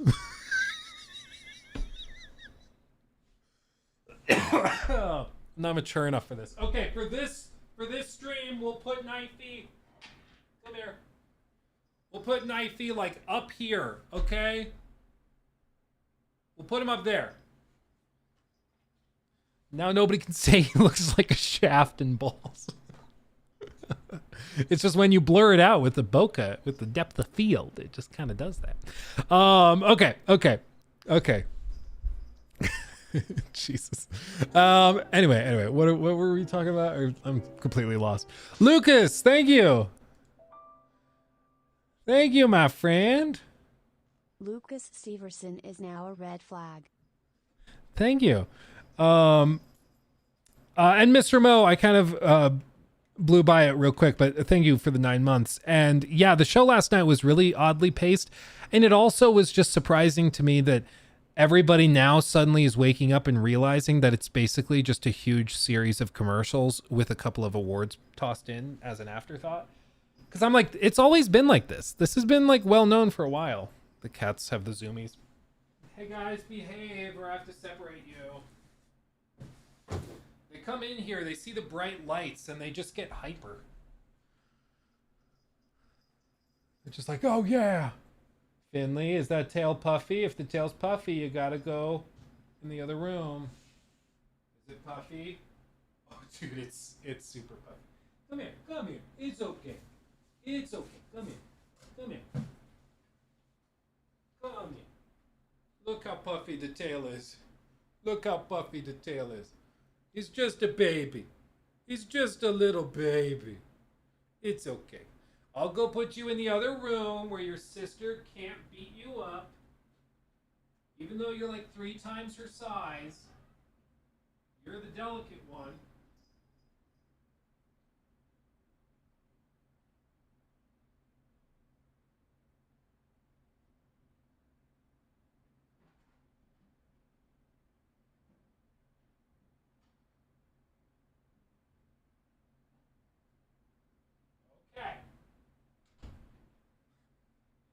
Okay.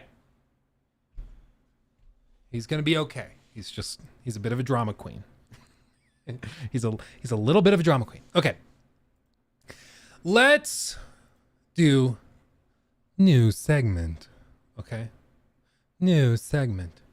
Just to touch on it, yeah, we are at final vote is 66% for Hogwarts Express first. So we're doing the train first, boys and girls. That's what we're doing. That's what we're doing. But in the meantime, real quick, let's do a news segment. We are headed over to the mythical, magical land of Mr. Matty Plays. We talk about Matty all the time, kind of because I love him. I love him dearly. Matty makes great stuff, has for a long time. I've been watching him for ages.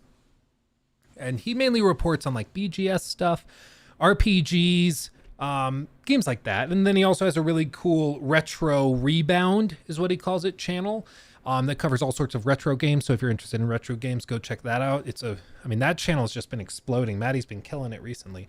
But he's a friend of the channel. We've done collabs together and stuff before. But he's reporting on Skyrim getting new DLC in 2023. Now, the whole thing with Bethesda is just fascinating to me. My recent video on it basically describes BGS as a lolcow, but as a corporation. And if you're not familiar with the term, basically what a lolcow is it's somebody like, let me just pull up the exact Urban Dictionary. Dubtropics is now a red flag. I hope everyone has an amazing weekend. Glad I discovered this channel and community. Thank you, my friend. I appreciate you. Thank you, Dubtropics. Yeah, no, and I hope you have a great weekend too, my friend. Thank you. We're glad to have you. With this though, so here, okay. So lolcow, if you're not familiar, is a person or group of people laughed at for actions that they take despite not trying to be funny. They may try to take themselves seriously, but are often, quote unquote, milked for laughs without their knowledge. So really common thing is like, you know, like a Chris Chan or a King Cobra JFS, somebody that you get enjoyment out of, even though it's not for the reason that you should be getting enjoyment or fun out of them. You're getting that fun from their perspective unintentionally, right? So like if we look up maybe the hair dye video is the best one. So like one of the best ones that you could see is like King Cobra JFS, a well-known lolcow. He actually lives in Casper, Wyoming. He's pretty close to me. He's only a few hour drive away. He's like a legend in Casper, Wyoming, which is funny because he's like this bad boy goth guy that thinks he's super hardcore.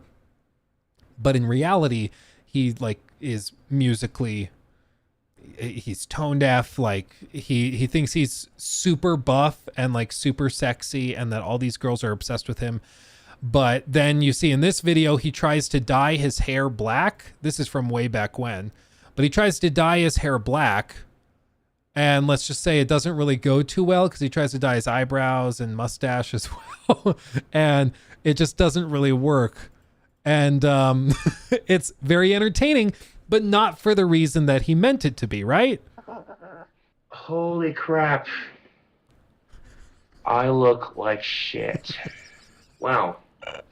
This is highly amusing, actually. Well, I look silly, don't I?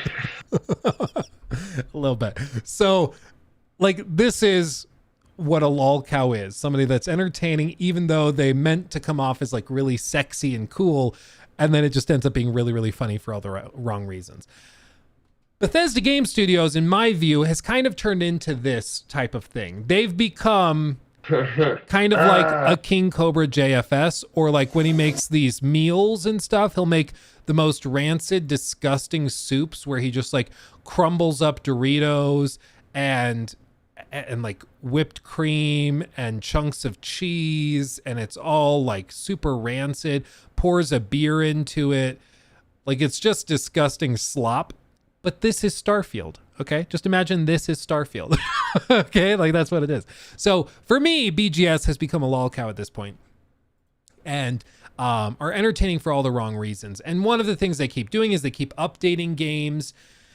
that don't frankly need updating. They keep changing things that don't need to be changed. And then they come along and they'll do something like, you know, responding to negative reviews for Starfield using ChatGPT to write responses, like all sorts of just crazy madness, right?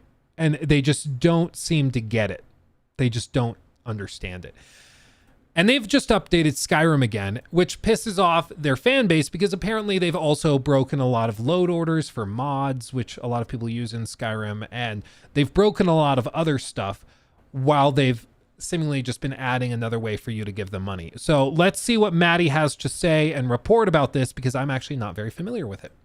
You know, it never... Also, before I forget, let me just quickly share the link again in chats for everybody watching on YouTube and Twitch. We are streaming on both, wherever you prefer.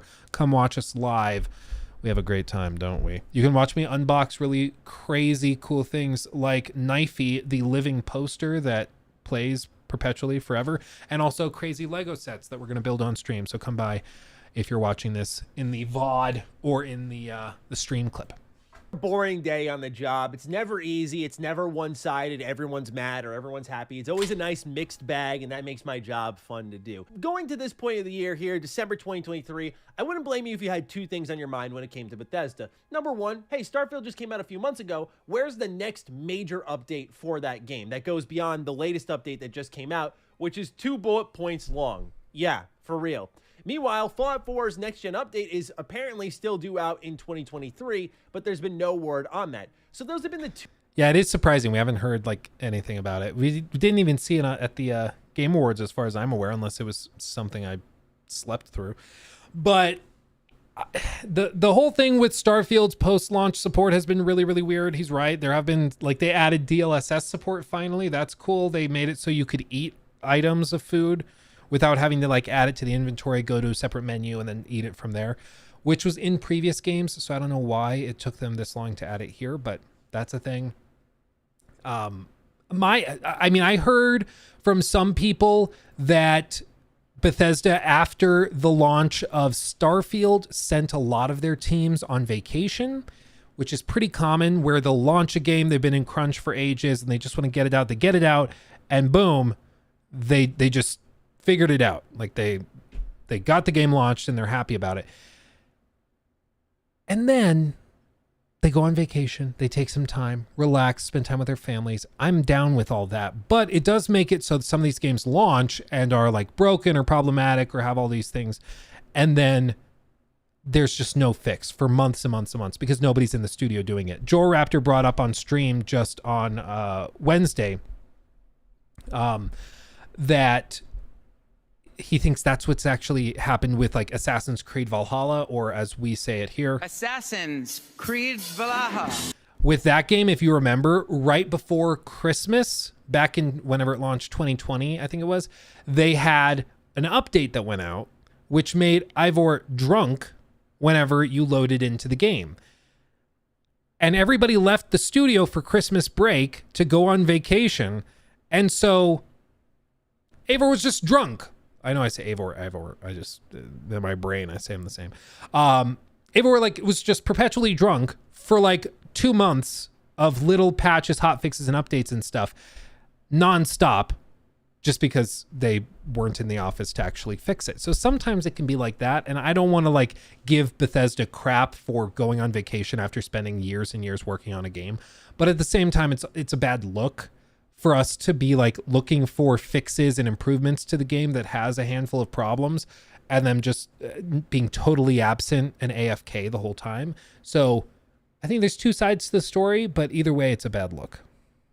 So those have been the two major questions in the Bethesda Game Studios community. And then somehow Skyrim finds a way to stampede all of that and arrive with the biggest update we've seen across all 3 of these Bethesda Game Studios games in the Return of Creations, which is basically a paid mods system that has a lot of pros and a lot of cons attached to it. Now, I said at the start of this that this is something you may have seen coming if you've been watching my channel since the start of the year. One of the first videos we put out in 2023 was talking about new, quote, DLC, end quote, coming to Skyrim. and that Bethesda was working on some sort of marketplace for this game. This was confirmed via a Steam DB branch that was labeled Marketplace, and we all started to run on the assumption that this was going to be kind of like Minecraft, where they had their own community marketplace where people could actually make companies and make mods within Minecraft and sell them and make a living off of modding a particular game, where Skyrim has kind of turned into that platform. If the gameplay you're already seeing isn't an indication of this. I just used this Nolvis overhaul mod,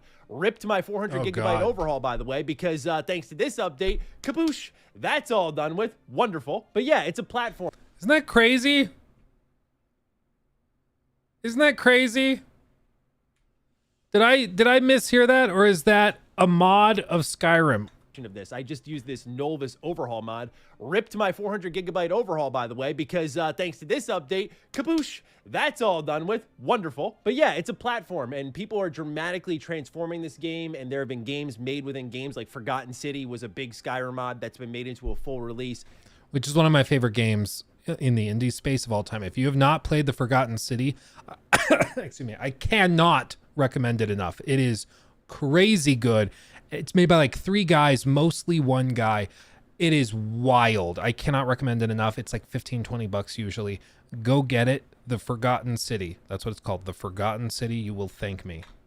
But we also saw this coming because Bethesda Game Studios posted on Twitter that they'd be taking down the in-game mods and Creation Club services for an extended period of time. And this was just abnormal behavior where, once again, I pointed my audience to this marketplace and I said, hey, get ready. It's probably on the way. Skyrim and Fallout 4 are forever going to be the test beds for Bethesda Game Studios for anything they want to bring into future products. Starfield, Elder Scrolls 6, whatever they're going to bring into those, they're going to try out on the, quote, biggest core audience, Skyrim being, of course, the first testing ground for that. If you sign in right now on Steam, there is a almost 12 gigabyte update that you can download, and with it arrives brand new content to Skyrim and a whole new system that Bethesda defines as creations. So, like I mentioned, mixed bag. We're going to get into all the opinions of it in a little bit, but first the information. Naturally, if you're new here and you're into Bethesda news information across Elder Scrolls, Fallout, Starfield, you're in the right place. Consider subscribing. Let's begin with... Yeah, for real, go subscribe to Maddie. ...with what the heck this thing is. So Bethesda says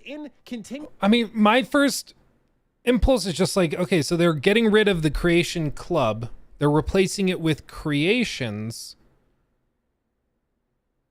Why? Like, is it that different, or is this just a way to rewrap things, or is it under new like contracts and things? So like BGS is getting a higher split this way. I just feel like there's got to be some piece of this puzzle that I'm not seeing, you know? Continuing to evolve with the Skyrim community, we're excited to announce Bethesda Game Studios Creations, an updated way for players to discover, download, and play community-made content. Creations combines Skyrim's existing mods, Creation Club items, and all new creations under a single Creations menu, available for players to browse today in the Skyrim Special Edition. So this already presents a little bit of a problem. Previously, when you went to do anything Skyrim Special Edition or Fallout 4 related, when it came to modding versus DLC versus Creation Club, these were separated into various menus. Now they've all been piled into one, and this is where it can get a little messy in the terms of organization. I'm not... So it's like they have Creation Club, and then, so Creation Club is still there, and then they have the BGS official ones, and then they have verified creators who they specifically allowed to sell their stuff on here. So it's just like a reskinned version of it with different panels or something. I don't get it. Completely in love with the UI and the layout of the Creations menu. They just merged the mods and Creation Club. Okay. I mean, I guess, yeah. But also this can lead to easy cash grabs. This can lead to some misleading content. And I just think overall keeping the separation was good there, but it's clear that Bethesda, not just for Skyrim, but more importantly, something like Starfield, is going to use this to push their very unique form of monetization, which again has pros and cons. We'll get into that, but let's continue on with more information. Creators can put up their own creations for players to enjoy, or even apply to the Bethesda Game Studios verified creator program to set prices for their creations. That's right, become a verified creator and you could earn a royalty for each of your creations sold within Skyrim Special Edition. Okay, opening it, that's cool. How do you become a verified creator though? I mean, it's cool to open it up so just anybody who makes anything could have their stuff sold. I'm not opposed to that. That's kind of interesting. Creations is rolling out today for Special Edition and Anniversary Edition for PC via Microsoft Store, Steam, Epic Game Store, as well as Xbox Series X and S, One X and S, and PS4 and PS5. No mention of Switch, naturally, which I think is to be expected here. So this is pro number one. There is no denying that modding has completely changed the landscape for what a Bethesda Game Studios game is. I think one of the main reasons that the internet has a lot of hope still in Starfield for people who don't like it at all is because when you look at, again, my Skyrim gameplay on screen, the game is practically unrecognizable. And that Starfield could have the same fate. No doubt it will over time. And people do this free of charge, might I add. And it's because of their input and their free work that the games got to this point and that they can now pave the way for future modders to make careers out of this. This is something Todd Howard talked about in the Lex Friedman podcast, how they're looking at ways to, you know, see if they can get the modders properly rewarded. And in that sense, this is why I'm mildly okay with the system. I think these modders deserve to make some bread. I mean, they are making full-on overhauls. I look at Sky Oblivion. I mean, but my understanding is something like a total overhaul like Nulvis is not available on console. It's only PC, right? And don't you need a separate mod launcher like Nexus or something, or Vortex, I guess, to run it? Isn't that something like you're not getting Nulvis overhauls with the creations system that they have here, right? Or am I just misunderstanding it? Ryan, thank you also for becoming a member. Appreciate you, my friend. Thank you. Ryan Manley is now a red flag. As far as I understand, correct, it's not possible on console. So the major overhauls are only possible on... They're only possible on PC. So like the stuff that's being talked about here are like some skins. Maybe they add like some different enemy wraps basically, but Nulvis requires all DLC, etc. Okay. There's in-game mods, and then there's mods you can run with SKSE and MO2 and Vortex. Okay. It just seems to me like the types of overhauls people are hoping for and expecting for like Starfield and stuff, they're only on PC with specialty loaders and stuff, and they're pretty difficult to access for new players. Like if any one of my college buddies, except maybe one who's much more tech savvy, if any of them wanted to play like this reworked version of Skyrim, I don't know if they'd be able to, because it's pretty daunting to get into. As a perfect example, with this new creation system, like I hope this is something that they can make a little bit of money off, because my God, they've worked on it for years, and the least they could do is collect a little bit of pocket change after it's all said and done. Naturally, the problem lies in that there is usually a free version of the paid version. And the Creation Club prices are pretty hit or miss. Like they add this East Empire expansion, which we'll talk about all the new content here today. This East Empire expansion goes for 700 Creation Club credits. That's around $8. Depending on how much free money you've got lying around, this may not be the worst price point in the world, but it's not super cheap. And that's because they're also starting to invest more resources into these quest lines. I want to use East Empire expansion as our primary example here, and I'll get into why this is such a key component of this new Creations expansion, where they describe it as establish and grow trading posts across Skyrim, unlocking new mercantile systems for the East Empire Company, fill dungeon chests with loot for company agents to deliver to the nearest outpost or even to the market on your behalf. This creation adds quests, fully voiced NPCs, and more from Kingeth Creations, known for contributing on Sim settlements. So here are the key components of this and why it's significant. 1, meaningful gameplay expansion. 2, new quests, which we've already seen in some Creation Club editions. And 3, voiced NPCs. Originally, when Creation Club rolled out, the way the system was structured, it was said not only by modders, but even Bethesda themselves that, hey, we can't make this into like full-on DLC where we do some really crazy stuff here. Since then, the process has expanded over time, and when you look at what you got in Skyrim Anniversary Edition, some meaningful dungeons, some meaningful player homes, some new quests, that all worked pretty well and felt like a natural integration into the game, but the standout thing was no voiced NPCs. Did they really add in the Skyrim overhaul, just like straight up Zelda parachuting? Is that what they did? That all worked pretty well and felt like a natural integration into the game. Wow. Okay. That's funny. I mean, maybe this is part of like the vision of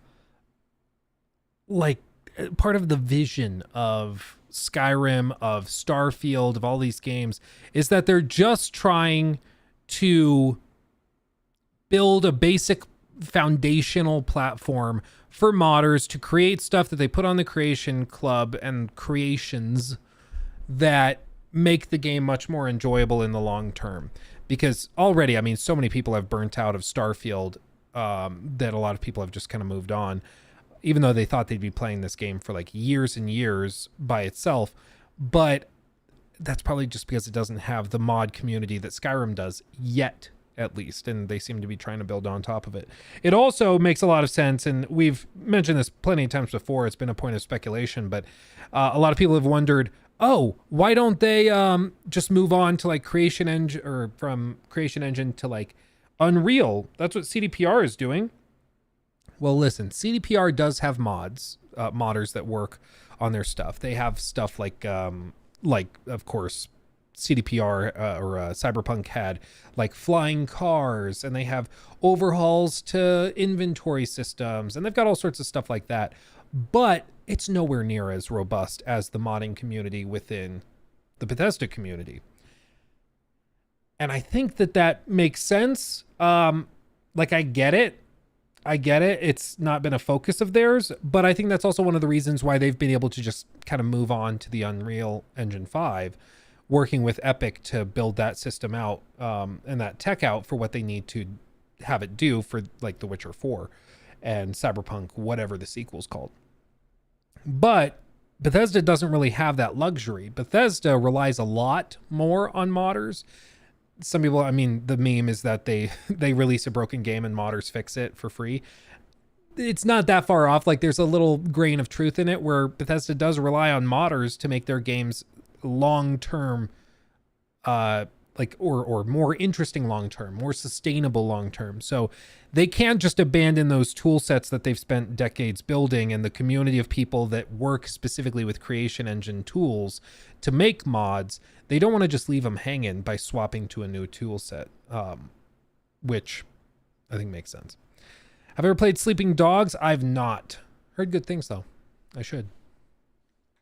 But the standout thing was no voiced NPCs, and it still felt like the system was limited. Like, Bethesda was kind of just getting rid of a ton of creation items, and naturally, we didn't know at the time, but they were getting ready to just overhaul the entire system, so they figured they'd make a quick buck off of the Anniversary Edition. And so now with this newly overhauled system, you're getting more official feeling content, I guess, right? Not in just gameplay and quests, but in NPCs being voiced. That is a pretty major step forward, because one of the big problems people had with the, quote, paid mods was that they were saying, like, hey, go buy a weapon pack for like $10. This seems a little bit more accounting for feedback. Not saying everyone's going to like it. It's definitely, to me, an improvement versus the original Creation Club vision, but I still feel mixed on it, because let's not get it twisted. There was a strong negative response to Creation Club. Really strong. I'm talking one of the most disliked videos I've seen on YouTube ever when it came to Creation Club. And for Bethesda, I mean, when did that I'm talking E3 announced? So when was the Creation Club? Was that 2018 or 2019? Does anyone know? Was it at the same time that they revealed Fallout 76? Was it part of that big overhaul? Is that? I don't remember precisely when it was. I don't know. But it's just surprising that, I mean, again, Bethesda's slow moving. It's kind of been a theme. Those years are such a blur. I know, right, dude? It's just surprising that, like, it takes them 5, 6, 7 years. 2017 is when they did it. Oh, wow. Okay, so 6 years ago, going on 7 years ago. And they're just now trying to, like, realize the vision of it, giving people access to, like, new quest lines and stuff with voiced NPCs and everything. Which, like, I think the Creation Engine or the Creation Club and these creations really make sense once you have it. So, like, that Nulvis overhaul is something you pay $20 for and upgrade your game that way.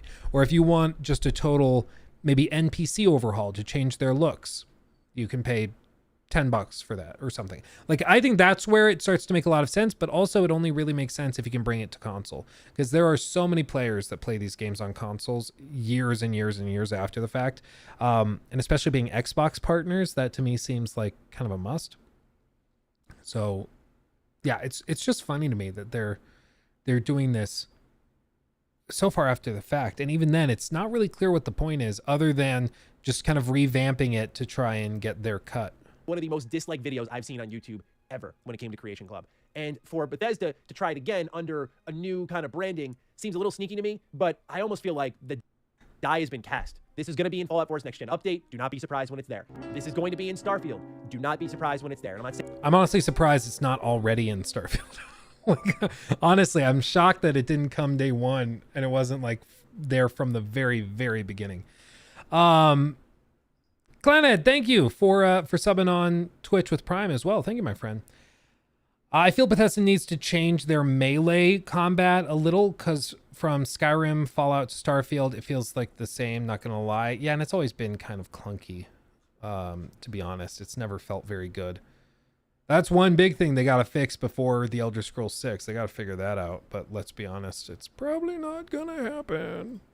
saying that to tell you you can't get mad, but just don't be surprised. There's more beyond the East Empire expansion. They talk about legendary dungeons, Dwarven Delves. This hefty first dungeon pack from creator TrainWiz adds 2 unique and perilous dungeons, offering players tons to delve into. Folks may already be familiar with TrainWiz's works from the classic meme mods, including a certain famous tank engine, not to mention the Forgotten Seasons Creation Club item, also available in Skyrim Special Edition. Katja the Thief, primarily known in the community for making Fallout 4 collaborations, this creation from Unoptium introduces players to Katja, a voiced Nord follower, to join you on your escapades. Aldmeri Anti-Mage. From creator Niero comes this lavish Thalmor robe, offering a simple yet stunning outfit for players' wardrobes. Just because you spend a lot of time adventuring doesn't mean you can't look good while doing it. It does look pretty awesome. Winterfrost, creator the Dog of War, offers players a beautiful domicile to keep warm from chilly outdoors. You'll have to complete a short quest before moving in, but it'll all be worth it to call the place home. The Archivist, this one actually looks pretty awesome. This creation packs both a dungeon to explore and a unique weapon to boot. Forged by creator Shoeburglar, players delve into an expansive ruin, facing its Dwemer-made Centurions and wielding a mighty arquebus, complete with 4 variations. And then there's the Shade Tree Lodge. Known for making homes in Skyrim, creator Eleanor is a fixture in the modding community and was even a contract developer for Starfield. This creation offers a cozy player home on the water to hang your hat or helmet after a long... That's funny. They're a creation developer, but not like a standalone, like they didn't get hired after the fact. I mean, like all of this is cool and I'm glad that they're adding this stuff. But again, it's just like, I don't know. I think they're trying to build this out and the vision is that they can bring this to Starfield, this to Fallout, this to Skyrim, and then you go in there, you spend $5 to get a new quest line, you play it for a few hours, then you're like, ooh, I want a new house to live in. You pay $5 for that, and each time they do that, the modders get a little cut, and also BGS gets a cut for facilitating the whole thing. And then everybody's happy. And if it also it allows support for these things on console, I think that's really cool, and I think that's a solid reason to build this out. But I don't think all of this is a replacement for quality game design up front. Okay, just to be very clear. This stuff added to Starfield doesn't fix Starfield. This stuff added to Fallout 4 doesn't magically make Fallout 4's story problems go away, for example. They can enhance the game in various ways, but if the core is still fragile or if the house is built on sand instead of a strong bedrock, it's still mighty wobbly, still pretty sketchy. And as we would see, like in this case, I just don't know if this is like, I think the initial pitch was that, yeah, it's more content created by gamers for gamers and they get paid to do it. So everybody should be happy. And I can understand why that's the vision, but I don't think that's how it'll actually play out once we actually start getting this stuff. I think it's just not, it's too little too late, basically. Too little too late. But I don't know. What do you think? What do you think? Do you think paid mods coming back in full force is gonna magically save Starfield? I don't know. I wouldn't put much money on it. I think they're gonna add it. I don't know when. I think they're definitely gonna add it, but man, it's I don't think that that's enough to just magically make all these games like fantastic long-term experiences. I think people are going to be playing Cyberpunk for a long time just because it's still graphically so impressive, technologically really impressive. It's going to hold up long-term. Like, ask yourself, why do people do graphical overhauls? Because the bad graphics that are outdated and aged, they bug them and they'd rather the graphics be really good. So they look to see them improved and the fidelity increased with these expansions and with these mods. That's why they do it. If your game is already cutting edge graphically, it's not really necessary. Like, people are already trying to do graphical overhaul mods for Starfield, a game that launched a couple months ago. I guess at this point, a few months ago. That should be a problem for Bethesda. They should be like, oh, wow. Oh. Like I've seen some of the mods that try to improve the graphics of Cyberpunk, and it just like makes Keanu's face look younger or something. Like they're not really that foundational, but people are already trying to overhaul Starfield, which is, I mean, again, it's just, that should be concerning. that should be concerning. People are adding more bounces to Starfield. Yeah, as if they're to RT. I mean, if your hardware can handle it. It's like we were mentioning when we did the deep dive look on the GTA 6 trailer. Like by the time that game comes to PC, it's probably 2027, 2028, realistically, is when it comes to PC. Game comes out in 2025, potentially early or late 2025, but almost all of their other games, it's a 1.5 to 2 years after the launch on console that it comes to PC. So we're talking not just the 50 series of graphics cards. By then, we could realistically be using like the 60 series. You could be playing that on your 6090, and that's not that crazy. That's not like super speculative. That lines up pretty well. So just imagine what you'll be able to crank with that. Oh man. Like, can you just imagine? I can't. Oh man. Dude, Cyberpunk and The Last of Us 2 look better than GTA 6, although the scale of the game hinders it, I imagine. For one, the scale does hinder it. Secondly, I think I've gone back and I've been playing The Last of Us Part 2 again. I do think GTA 6 looks a lot better. The Last of Us Part 2 has some things it does really, really well, but especially when you factor in like the scope of the map and playable areas and stuff, it's not even close. And then as for Cyberpunk, if you have the hardware to crank it and run it, I think it does. Cyberpunk looks just crazy, but it's also a difference in art style. You know, Cyberpunk's very much about the neon lights. It's about the ray traced reflections bouncing off cold streets and things like that. Whereas everything we've seen with GTA 6 is about really warm sunsets and the Miami vibe and everything. So it's just different, you know. It's just different. Let's see. Rockstar will implement better graphics themselves. I mean, already I think the game looks fantastic.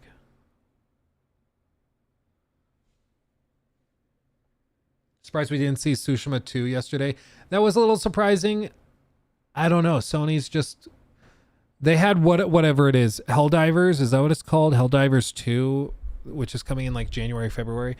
So they have that. I think that's their spring release. I don't know. They're just, Sony is starting to lean really heavy into live service games. So you're going to start to see them like put the live service game out as if that's their big flagship release, like a Spider-Man or like a God of War or like a Last of Us.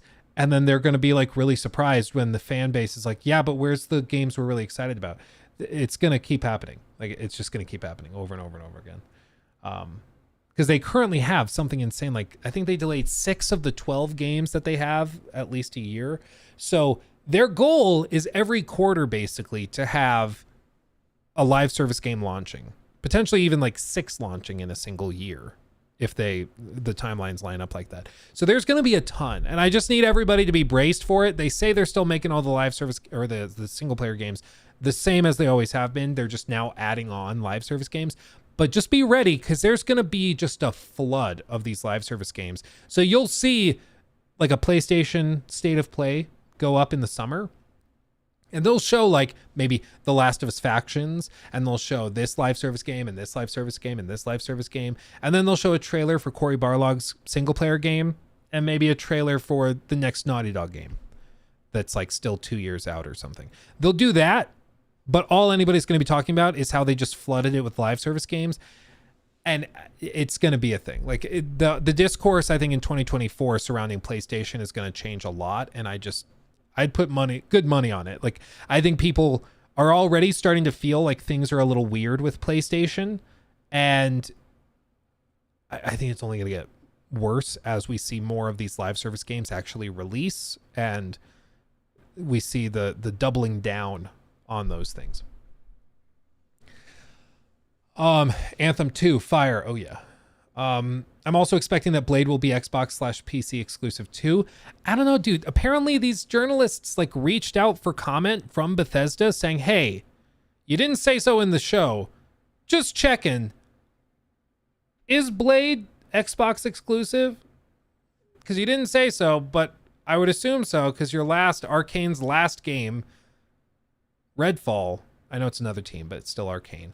Their last game was exclusive to Xbox and Game Pass Day 1. Is this Xbox exclusive and Game Pass Day 1? And they declined to comment. Just like when people asked Rockstar, hey, we saw those leaks about GTA 6. Can you just confirm GTA 6 is real and is coming? They declined to comment. And then later they put out a statement. But when you decline to comment, it usually means like the obvious answer that everybody's expecting you to say, you're not choosing to say. It's just odd. It's a weird thing to do. So they chose to decline to answer instead of just saying, yeah, we're an Xbox studio. Yeah, yeah, of course it's exclusive to Xbox. Everybody was expecting them to just say that, but they didn't. And they still haven't, as of the recording of this, as of the stream of this at 1:51 p.m. in Colorado on December 8th. They still have not said that, which is weird. It's just weird. I don't know what to make of it. It's just weird. What are my thoughts on Christopher Judge making fun of Modern Warfare 3's campaign? I don't know. I thought it was a fun off the cuff joke. I know some people got really triggered by it. But I thought it was funny. It was also like a jab at himself too. Like it wasn't like he was just punching down or something. For one, it's Call of Duty. Who cares about Call of Duty? Like, yeah, make fun of Call of Duty all you want. Especially that single player campaign was atrocious. So yeah, make fun of it. And beyond that, like, he was making fun of himself at the same time. He's like, yeah, my speech last year, which was 8 freaking minutes long. Sorry about that, by the way. Yeah, it was longer than this year's Call of Duty campaign, which is also kind of amazing. Like, I thought it was funny, but people got kind of angry at him, which was just funny. I saw some of the voice actors that worked on the Call of Duty campaign were like tweeting at Christopher Judge being like, lol, you clown, with the clown emojis and everything. Some of them got mad. It was just funny. It's just funny. Yeah,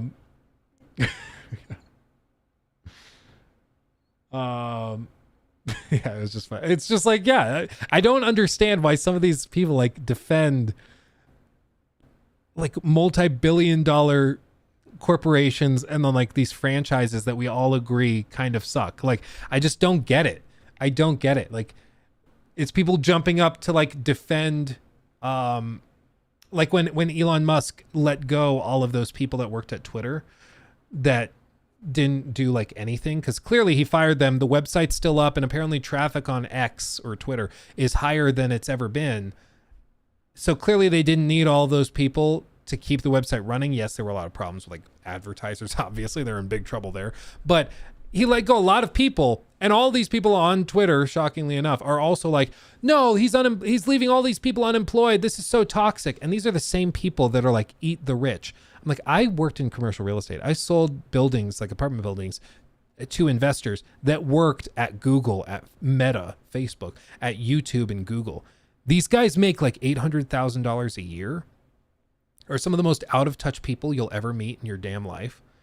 Like, they eat nothing but quinoa salad and then like flip-flop sandals for breakfast. Like, they're the most out of touch, insane people you've ever met. You shouldn't really feel bad for them. They have more money in a single year than you'll make probably in a decade. And you're like, no, but I don't like Elon, so therefore I'm gonna like defend them. It was just funny. It was just funny, you know?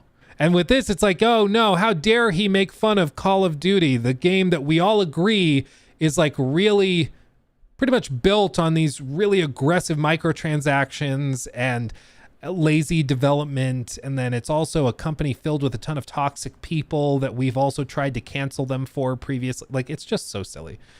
It's just so silly. I've been very close to just getting rid of my Twitter account many times just because those people end up there. They all do. Because I think it makes everybody's voice feel equally loud, and like you can be heard even if you are totally insane. And that is potentially a problem because you end up with people that are just out of their minds. And their voice is magnified just as much, if not more, because they promote like interactions and the outrageous comments. Their voice can be amplified more than the level-headed responses, which to me is just, that's a problem. That's a big problem. Yeah, he did absolutely fire some people that were important. I agree, Nestar. I mean, you just look at like the people he fired on the teams that say like managed advertiser relations. I understand he thought that they just like were sitting there around doing nothing all day, but clearly and evidently they were doing something pretty important, because since he's taken over, their advertiser participation has plummeted. So he definitely cleared out some of the bloat, but he also got rid of some of the good meat that he needed. One of my favorite examples of what he did with Twitter is actually a story that came out, and then we're going to talk about The Last of Us remastered no return mode. He went to all of the managers, like the mid-level managers at Twitter, and he said, I need you guys, I just bought your company, I need all of you guys to come in and give me a list of your top engineers, the people that you oversee. I need you to like rank them in terms of how good they are and how essential they are, because we're going to do some layoffs and I've got to get rid of the bottom feeders, right? So the managers did just that. They went in and, 100 managers gave lists of each of the 10 people beneath them and ranked them by how good they were. And then you know what he did? He fired the mid-level managers and promoted the person that they had ranked at the top of the list. He promoted them. Because he's like, these are the people that are actually doing all the work. The mid-level manager isn't doing the work. They just knew how to climb the ladder.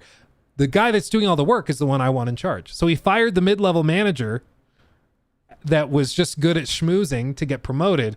And then he promoted the engineer that actually did the work to that point, which I thought was pretty funny. I was like, yeah, that's pretty hardcore. But also, like, who feels bad for those guys? Like, nobody feels bad. Oh, Sean, thank you. Sean Dara donated $20 through Super Chat. Hey man, hope you are good and little guy is recovering okay. Oh yeah. Sent you a P.Pal dono and new segment The Other Merch coffee mug arrived this morning. Oh, good. I sent some emails.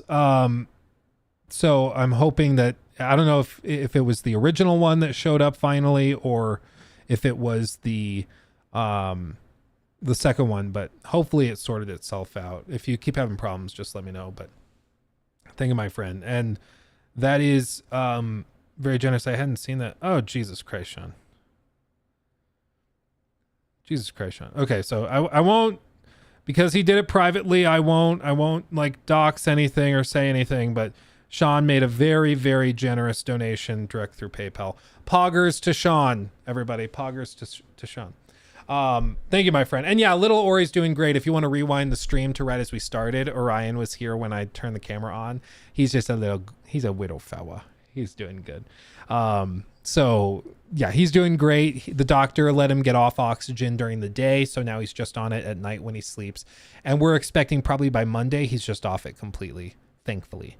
So he's doing great. And he's just so chipper. Like, you would never guess that kid is sick. Like, you would never guess it. He's just so happy. He's just so happy. So, let's front camera. There we go. So yeah, he's doing great. He's doing great. Okay, let's new segment. Okay. I need like an actual sign, just new segment. That's what I need to help Jacob edit these things. So, The Last of Us Part 2 Remastered. This is something a lot of us were kind of braced for a long time, because we had, of course, seen The Last of Us Part 1, which was a remake, and I get like they redesigned a lot of the models and retextured a lot of stuff. So they did rebuild a lot of things. It's just that the remastered version already looked really, really good. So the remake looked better, but like very incrementally. You know, it was one of those classic examples of like a chart of diminishing marginal returns, where you have like the original release. Let me try that again. Oh, no. There we go. Kind of like that. So this is like the original release in 2013 of the game.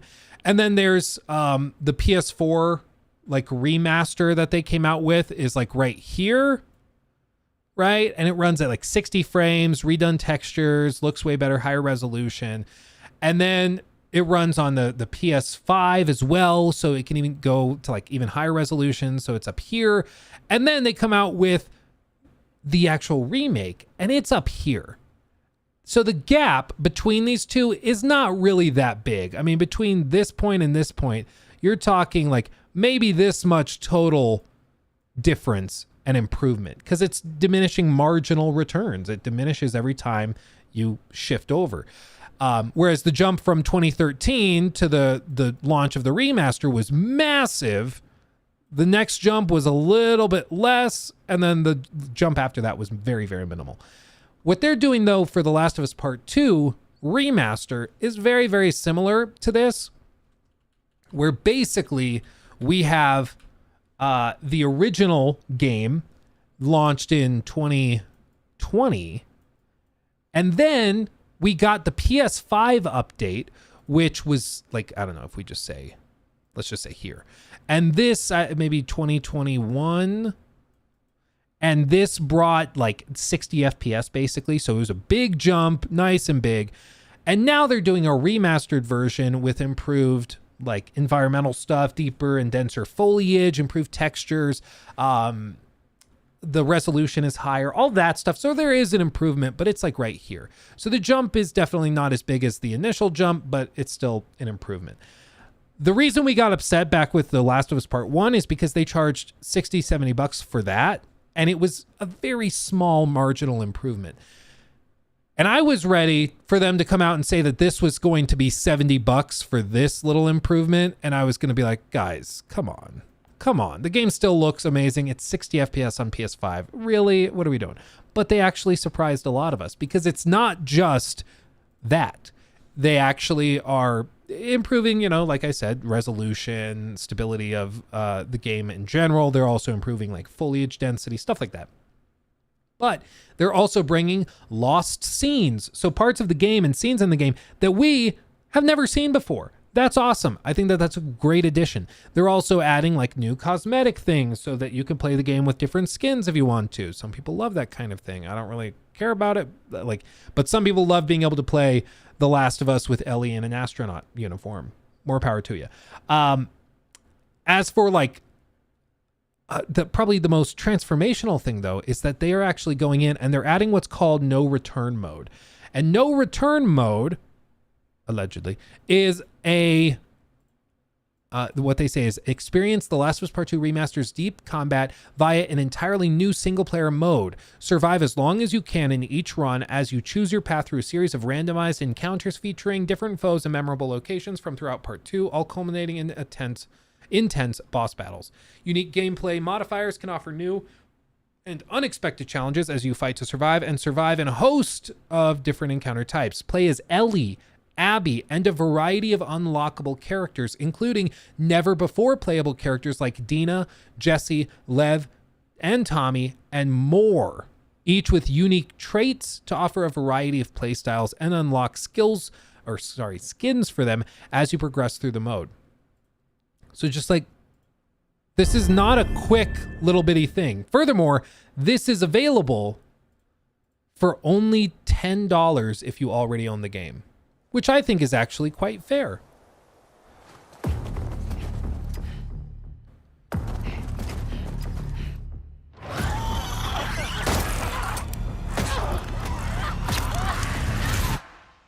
Oof.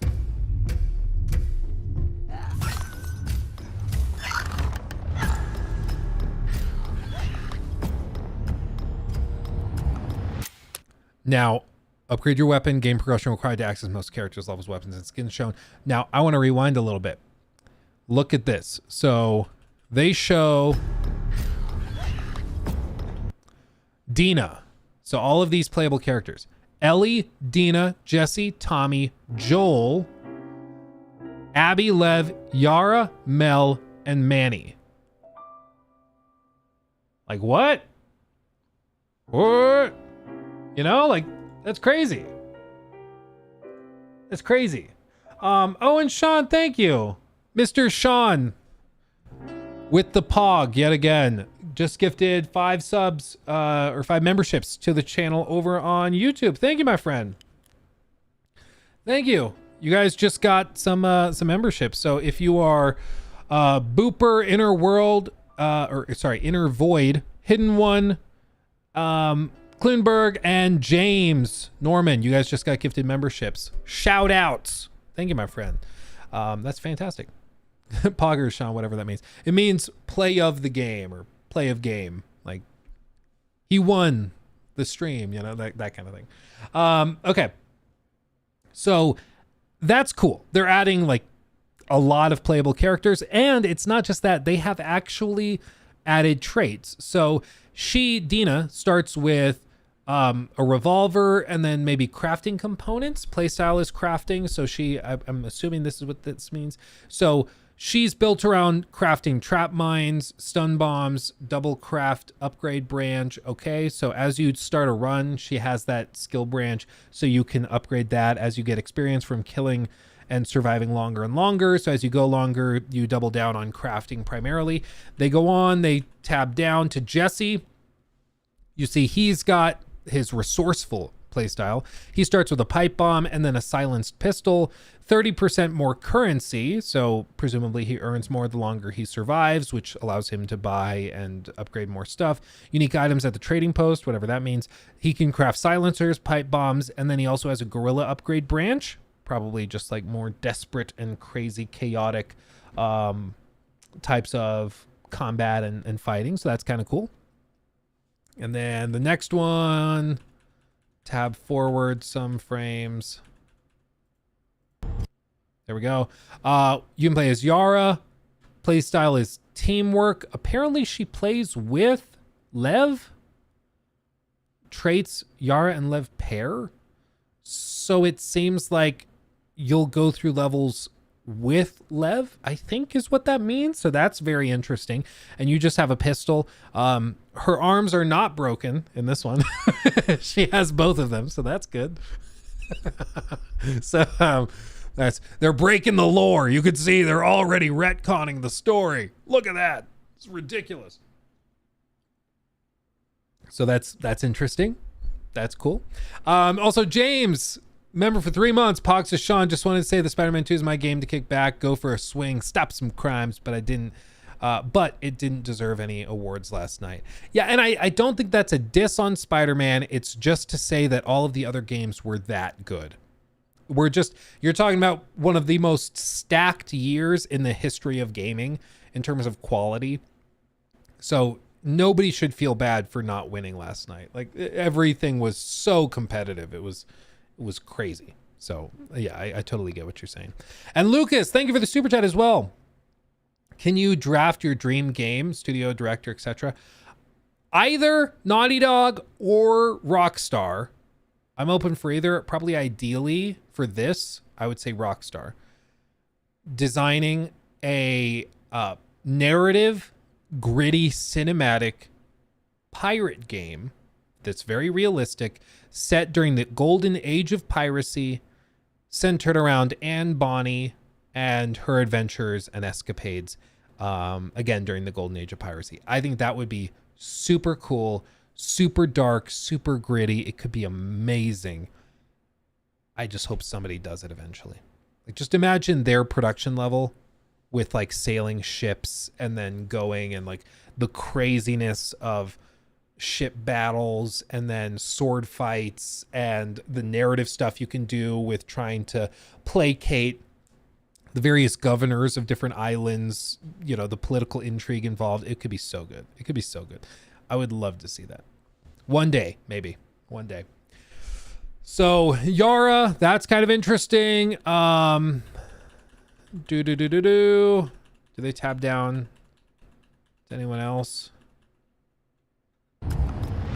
Manny, he is armory playstyle, has a pistol and then a rifle, 50% more parts, 150% max health, no health kit recipe. Interesting. So he's just a tank, but he can't heal. Semi-auto rifle, ammo recipe, and munitions upgrade branch. So he's all about damage, but if you get to him, he's potentially in some real trouble. Challenge, fully upgrade any gun, unlocks skin tracking. Or tracking skin. So that's cool. I could see spending a lot of time playing around with this, honestly.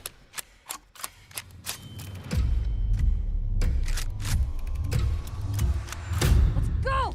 Wait, is Mel pregnant in this?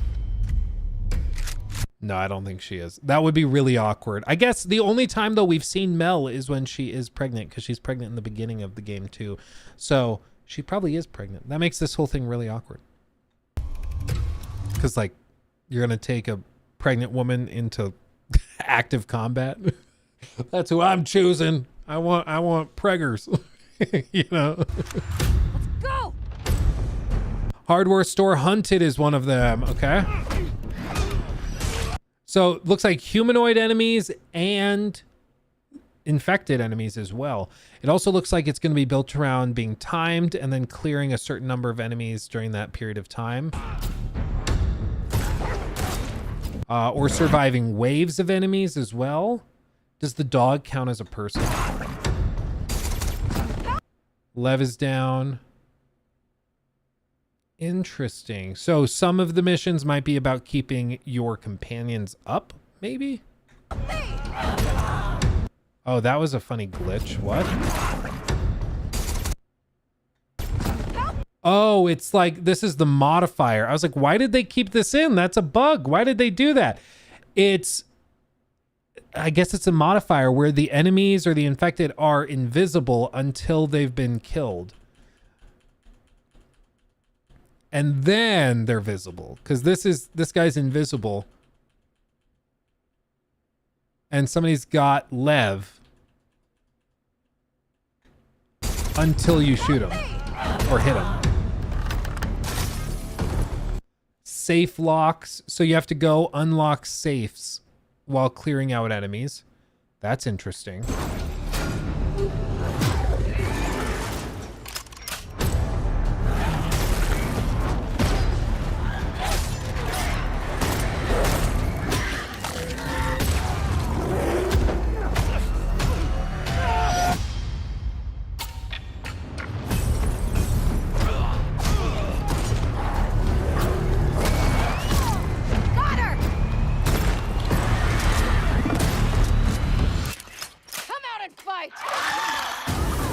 I'm going to say it. Don't be mad at me. I know you might be mad at me. You might want to cancel me. Abby looks pretty good here. Does Abby not look pretty good?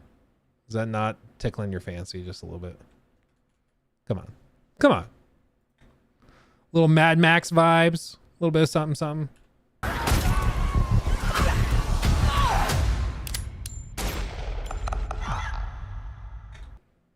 I think it looks pretty good.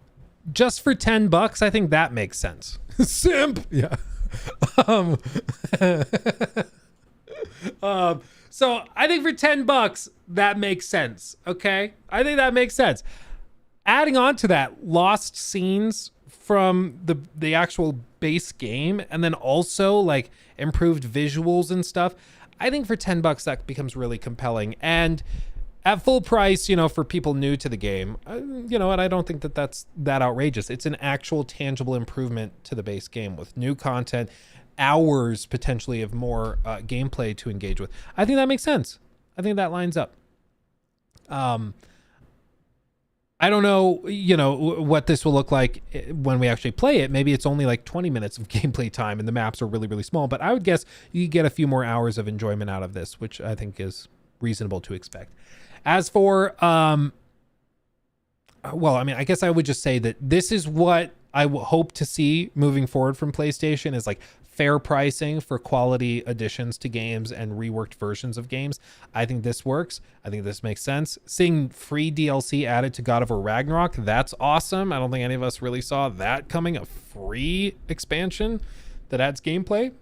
Who would have thought? But that's cool. So maybe PlayStation is now taking the stance that they want to keep single players happy by offering like some of these little treats every once in a while, and then they'll kind of disappoint them with the live service games that are everywhere. Excuse me, I just choked on my own throat. You ever have that? That was weird. I like got excited, inhaled too quickly, and my throat turned inside out. But maybe that's what it is. Maybe the plan is like, I know you guys are not loving this thing we're doing, but this is paying for this. So we'll keep you happy, throw you some cookies while we're making these, and everybody will be happy. You know? What is that photo on top of your PC? This is, we just opened it earlier in the stream. This is from Squanch Games, and it is a living poster of Knifey from High on Life. So it's like it stays on forever. And it's just a living, breathing poster of Knifey. Isn't that cool? Isn't that crazy? I hope more games do this. Dude, I'd get something like this for like Hogwarts Legacy. Like, it's basically the posters, like the wanted posters for Sirius Black and stuff. That's basically what it is. Isn't that cool? It's super cool. So shout out to Squanch Games. Let's see. The Last of Us is $10 on sale, so $20 for the remastered. Don't pay $50. Yeah, you don't need to pay $50. I mean, honestly, if you were looking at this, you haven't bought The Last of Us Part 2 yet, I would just go find it like on discount, on sale at some point, and just jump on it that way. I think that's what you do. Now, I have not played, of course, The Last of Us Factions. Let me try that again, Jacob. I'm sorry. Now, I have not tried, of course, the roguelike mode for The Last of Us Part 2, but some guys over at IGN have, because they got all the cool opportunities. So they actually got to try it, and they offered their thoughts in a video. Mastered would include a repeatable roguelike mode. The first reaction I had was, huh? But after playing the no return mode for a few hours last week, my tone has shifted to an enthusiastic, huh? Recorded here in 1080p, what could have been a throwaway novelty in this already excellent game's journey to PlayStation 5 actually has surprising depth. With unique characters and costumes to unlock, interesting build paths to explore, and a whole bunch of ridiculous modifiers to shake up its familiar fights. No Return isn't going to put the best standalone games of the genre out of business or anything, but so far it also feels like more than just a remixed trip down a murderous memory lane.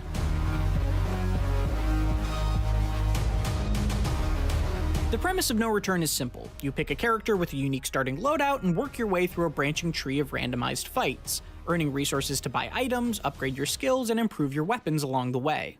If you can complete 5 encounters, you'll get the chance to take on a boss, but dying once ends the whole run like a proper roguelike.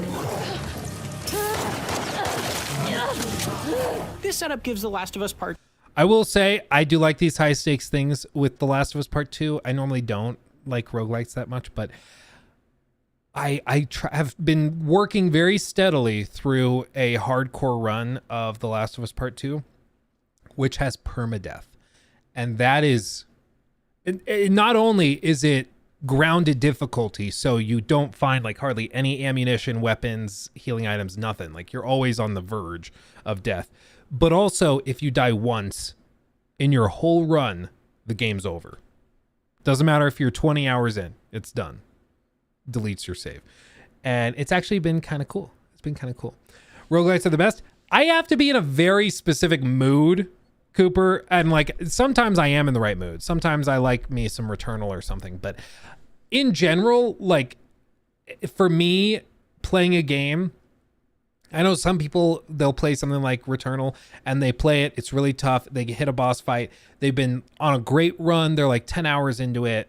Maybe not 10 hours. They're like 3 hours into it and it's going great. And then they screw up a little and they die and they have to start back over. They learned some stuff. Maybe they got some improvements that carry over, but they lost basically 3 hours of progress. For some people, they hit that and that's motivating and like, ooh, I was close. Now I'm going to try again and I'm going to improve and do even better. For me, a lot of the time, I'm too sassy and I just like, screw this crap. I just throw a fit, you know? But sometimes I'm in the right mood for it. When I'm like watching Breaking Bad here and then playing Returnal here, that can work, but I have to be in the right mood. It's not always the case, but sometimes it clicks. 2's tense and nuanced stealth combat, an excellent platform to shine on, toying with it in creative new ways. Each arena is pulled from a section of the base game, but the enemies you'll face there and the objectives you have to complete are all different. The two encounter types I was able to try were called Assault and Hunted. The former pits you against waves of enemies from one of 4 different factions, be that WLF soldiers or the Ravenous Infected, while the latter flips the script and asks you to survive against an endless onslaught of them for a certain amount of time. Trying to not just make it through these encounters, but do so while hoovering up crafting supplies and using items resourcefully to set you up for future stages is a lot of fun.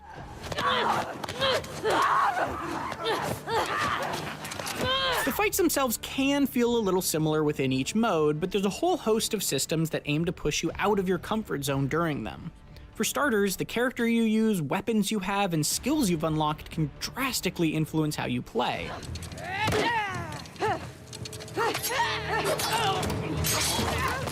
On one run as Abby, I unlocked an upgrade that healed me every time I dealt melee damage, letting me satisfyingly brute force my way through many fights and incentivizing me to invest in even more close quarters tech. Meanwhile, a run with Ellie, the other character unlocked by default, let me buy a hunting rifle from the shop between encounters early on, pushing me more toward taking longer shots.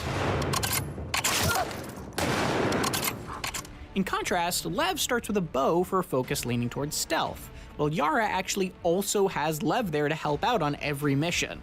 That said, the one place No Return did leave me a little wanting was its run length. I loved that there were actual build paths to explore, each with a different gameplay flavor to discover and tailor your playstyle toward for a given run. But there also didn't seem like a whole lot of time to really let those builds develop. With only 5 trips back to base before the boss, strategies have to come together quickly, and then your run is already wrapping up as soon as they do. That could make a run easier to casually dip into on an afternoon, but if this were a standalone roguelike, this encounter tree feels like it would probably be the first of multiple in a row to allow more time to really hone your build. I mean, maybe if this is successful, this is something that they double down on. Maybe they add another few waves or something. That'd be awesome. Oh, thank you. Nikki likes to make me what she calls toddler lunches, which I actually really like. They have like these veggie, like, what would you call these? Sweet potato tater tots. So it's a vegetable. And then chicken nuggets and stuff and some dip. They're Halloween ones, so they're in the shapes of bats. Oh, it does kind of look like a bat. Look at that.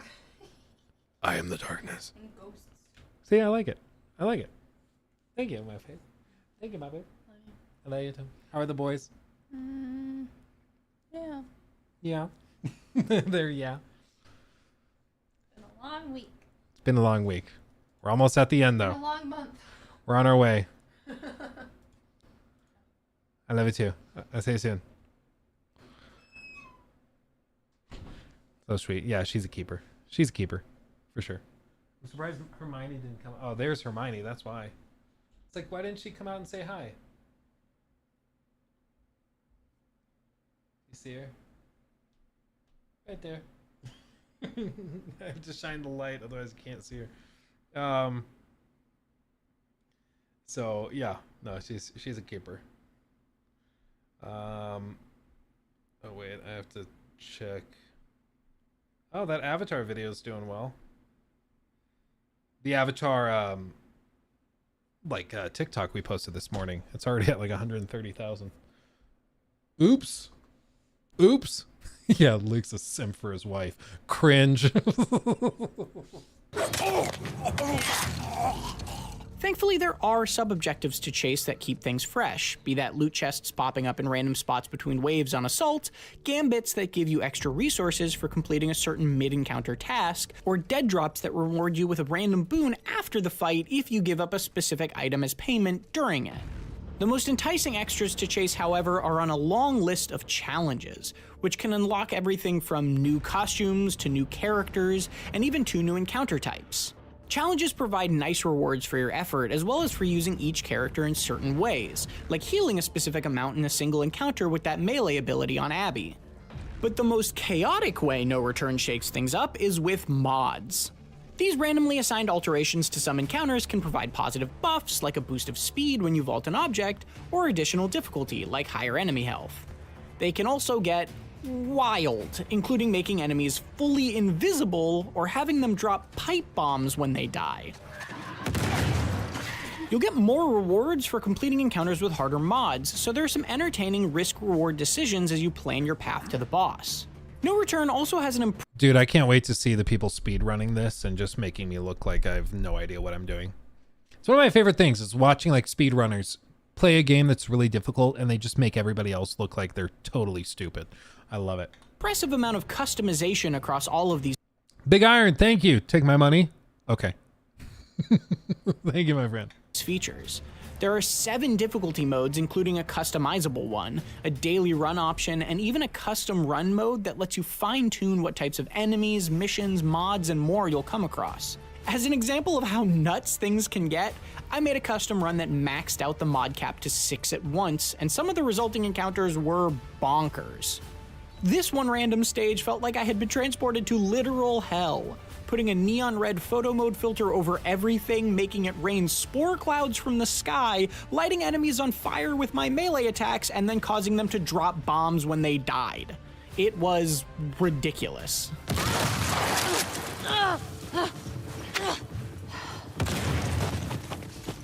This sort of arcadey, non-canon action stands in contrast to The Last of Us 2's deadly serious campaign, but it also provides a compelling vehicle for its combat to thrive beyond those story-driven fights. It's not a wildly deep roguelike, but it is more intricate than I would have expected going in, leaving me excited to see how its other characters and encounter types might shake things up further. And at the very least, it's a great excuse for you to savagely choke the life out of even more unsuspecting soldiers after the credits have rolled. Don't try. Isn't it just refreshing though to get a game mode that's not just like some multiplayer live service thing that's meant to squeeze more money out of you? It's just like we used to have this all the time where there would be a good game that comes along and then it also has cool stuff on top of it. Like one of my favorite things growing up, it was shocking we were allowed to play this, but we played so much of it. I don't know if you guys ever played this, but on the PlayStation 2, the Red Faction multiplayer. I can't even begin to tell you how much we played this. Like so much. It's probably because it was like one of only a couple games that we actually had. But like we played this and we would have friends over and play it with them until their families and parents found out that they were playing a game rated M for mature, which is why I'm shocked that we still were able to play it because my parents were kind of like that too. But like this, we played so much, and this was a multiplayer mode tacked on to an otherwise very, very good game that was already great by itself. Like it was already just a solid single player game. Watching this person shoot is giving me a headache, but like it was already like crazy cool, and then they added a multiplayer mode on top of it, you know. And this used to be standard that they would do this all the time. Great game, and then they just added in a multiplayer or co-op mode or split screen, whatever, just for fun, because why not? And we just totally lost that, and it's too bad. But now they're kind of doing this, and it's super cool. Who developed that? Volition. That was the same guys that did the Saints Row reboot. Not the exact same guys, but that's the same studio, yeah. Yep.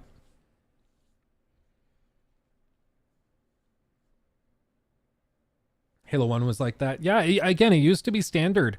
And then these studios were like, oh, wait, we can charge for it, though. We could put battle passes in it. We could do this. We could do that. And it's just not anymore. Not anymore. Ghost of Tsushima is a great example of adding extra multiplayer mode on top of a story-driven game. Yeah, they did it too, and they did a great job with it. But it's pretty rare nowadays. Like, that's why it's so exceptional that they did it. It's not that common, but yeah. Speaking of, new segment, Jacob. Speaking of live service games, because we just went through in the last segment and talked about The Last of Us Part 2 remaster, adding in a roguelike mode for free, and now we're getting a roguelike mode for God of War for free. That's super cool. And we ask ourselves, like, why do they, like, these seemingly big projects, like multiplayer modes, why are they so rare nowadays? Why don't people do it? Why do they seemingly put all of their effort into these live service games, into all this stuff that just doesn't really make a lot of sense?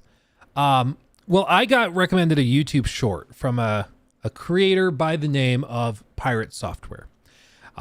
This guy is actually like a former Blizzard developer. Apparently his dad is the guy that actually inspired that the WoW gamer meme in South Park. It's his actual dad that worked at Blizzard and met with Trey Parker and Matt Stone and everything. Like, this is a guy that with a lot of connections and really knows what he's talking about. But he had this really interesting thing to say about microtransactions that puts all of this in perspective. Why so many of these companies are dumping all of these quality of life improvements, are dumping all of the efforts to build out really intense and interesting modes for players, and instead are just doubling down on live service crap that seems really, really lazy just because they can. Okay, he does a great job of showing this. And See My Mullet Gaming, that's funny. Thank you for subbing with Prime over on Twitch. Appreciate you. So let's just see what he has to say, because it's really interesting. Yeah, here's the biggest sadness, dude. I worked 2 years of overtime straight on StarCraft 2 Wings of Liberty. StarCraft 2 Wings of Liberty made less money than the horse, the first Sparkle Pony horse in World of Warcraft. A $15 microtransaction horse made more money than StarCraft 2. That's it. That's the whole meme, dude. You're wondering why these companies do microtransactions? Because dipshits keep buying all of them. And it's true. We look at games like Call of Duty or Fortnite, and we're like, dude, it's so crazy that somebody would pay $20 for a skin. Or some of these, I haven't pulled it up recently, but is there a way that I can pull up like the Call of Duty shop? Like the Warzone shop today? Is there a way I can do this? I just want to see what they have, what they're charging. Okay, so these are like roughly $24. Okay, so can I just like look at it? So this is Doomslayer. It's a skin and then viral load. That's pretty good. Okay, this might be worth it. No, so they have a blueprint for a gun, which if you don't play Call of Duty, basically it just means that this is like a version of this gun that you don't have to grind out to be able to craft. It just gives it to you with a unique skin on top of it.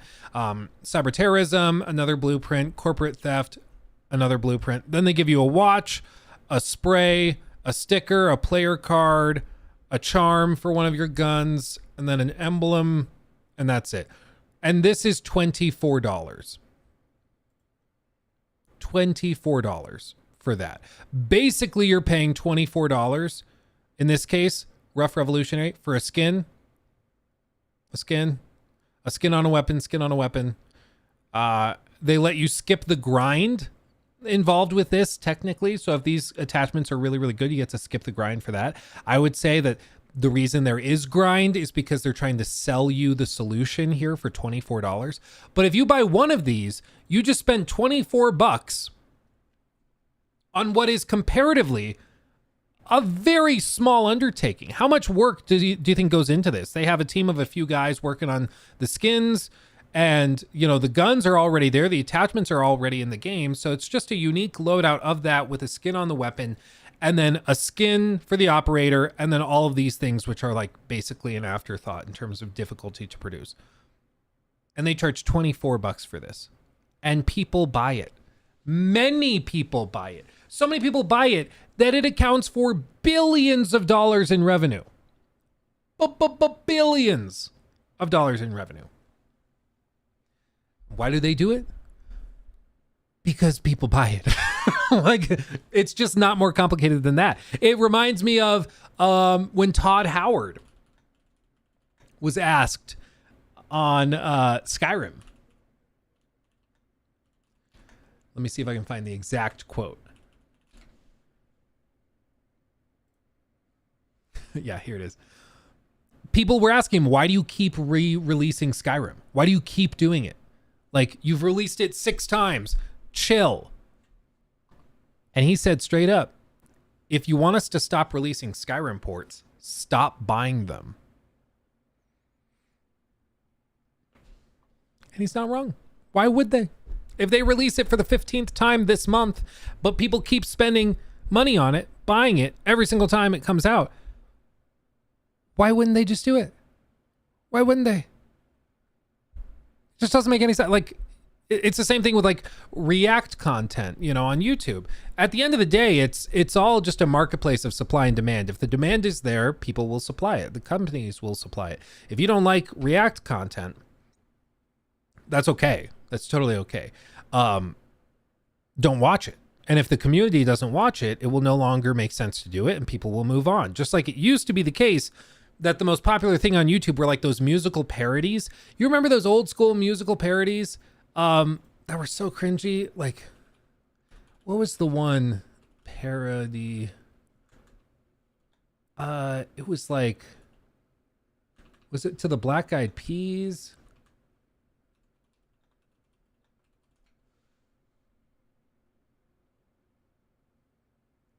Boom Boom Pow. 14 years ago, Sham Wow Now. Sham Wow Now. Like, this was at the height of YouTube. They released it on iTunes in 2009. Okay? Like, Sham Wow Now, gotta touch that. Sham Wow Now, gotta smell that. Sham Wow Now, gotta eat that. Sham Wow Now. and we look at this and we're like, oh my God. Now. But at the time, this is what the market wanted. This is what people watched and shared and promoted. It's like, again, those old school Shanae, I think is what it is. Like music, maybe. Yeah. Shanae from, what's his name? Shane Dawson. He had this character named Shanae 12 years ago, 2011. They're all screaming, what do we do? While they Tumblr all their pain. Like, a lot of these videos have been deleted and cleared out, which is why like secondary re-upload channels have them and stuff. But yeah, back in the day, Shane Dawson's like main uploads would get millions of views and do very, very well. And they were all stuff like this. And now we look at it and we're like, this is insane. Why would anybody watch this? But back in the day, that's what the market demanded. So it was provided and supplied. And if you want the market to change, everybody just has to kind of grow up and grow out of it. And eventually it does happen. I have no doubt that in 5 years, the current meta of $24 skins and battle passes, it's going to be very different. I don't think that will be the mainstay. I don't really want to think about what's going to replace it because it'll probably be worse. But this just happens. It's a very cyclical thing. If people demand like certain things, they will get it. If everybody's watching XQC react to things with nonsensical statements of it's going to happen. It's going to happen.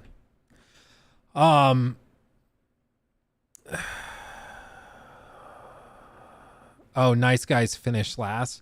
Oh, dude, that's a throwback. Speaking of I don't know how we started on on pricing of World of Warcraft DLC, and that's why microtransactions exist, and then get to Nice Guys finish last. But dude, that is a throwback. 90 million views. Oh my God. You guys remember this? Oh, Kev Jumba, I think is his name. Kev Jumba. Yeah, I don't know whatever happened to him. He deleted all of his content. Wow. He's so much of an OG, it's just Kevin. But yeah, Kev Jumba, he was an OG. Chester, whatever happened to him? It was a love that couldn't. 3 years ago. So is he not making content anymore? I've been writing and recording. I'm sitting on an album. So he just kind of faded off. But yeah, this was like. Nice guys finish last. That's why I'll treat you like Remember this? It's not what I really want to do. But you only date bad guys, so I'll give it my best try to treat you. Remember this? the way you want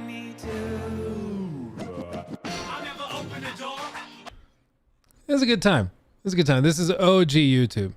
OG. I sang this for a choir final.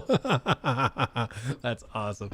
But yeah, I mean, like, now the market's very different. And it's not because like this doesn't still slap, because obviously it does. But the broader market decided that this isn't what they wanted. And it just is the case that this happens very cyclically.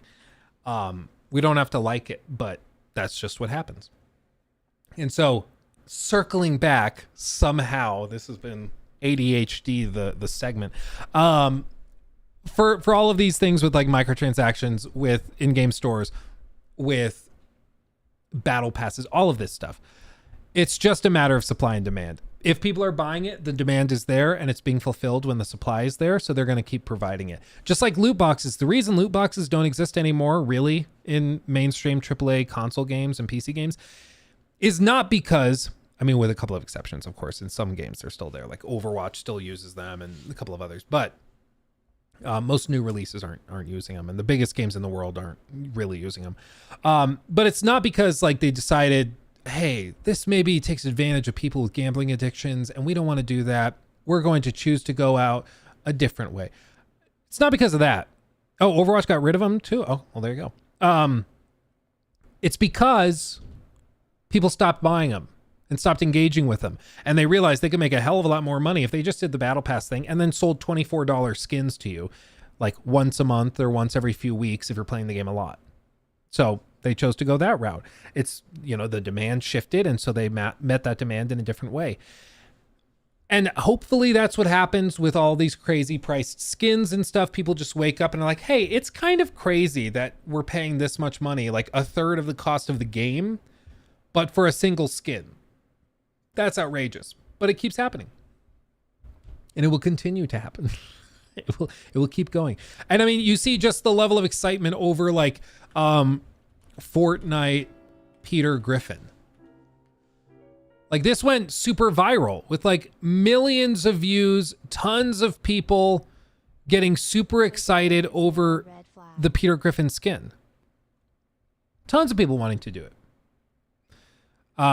I would argue Fortnite does it the best out of any company in the industry, just because like so much of what they do here is freaking hilarious.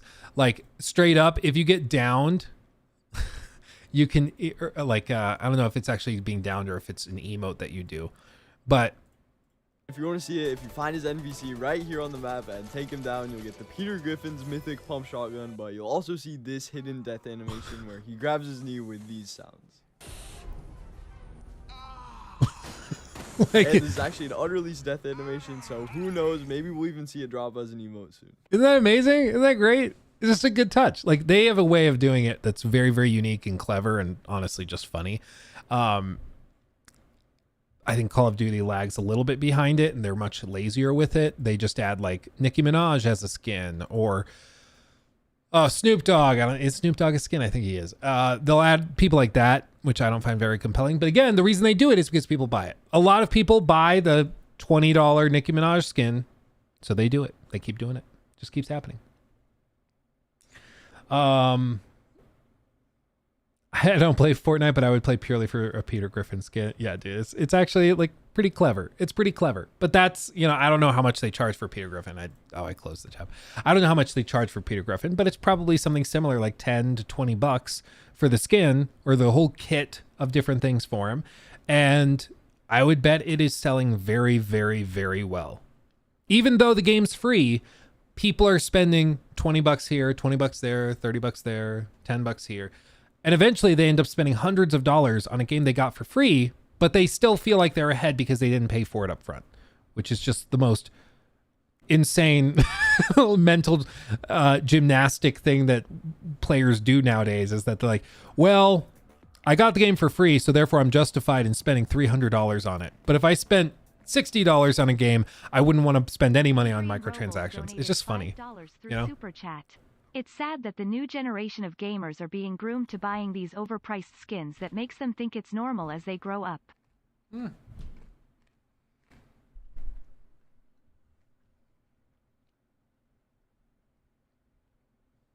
That's actually Adrian, I think that's a very interesting point you just made. Because that is a very interesting point you just made.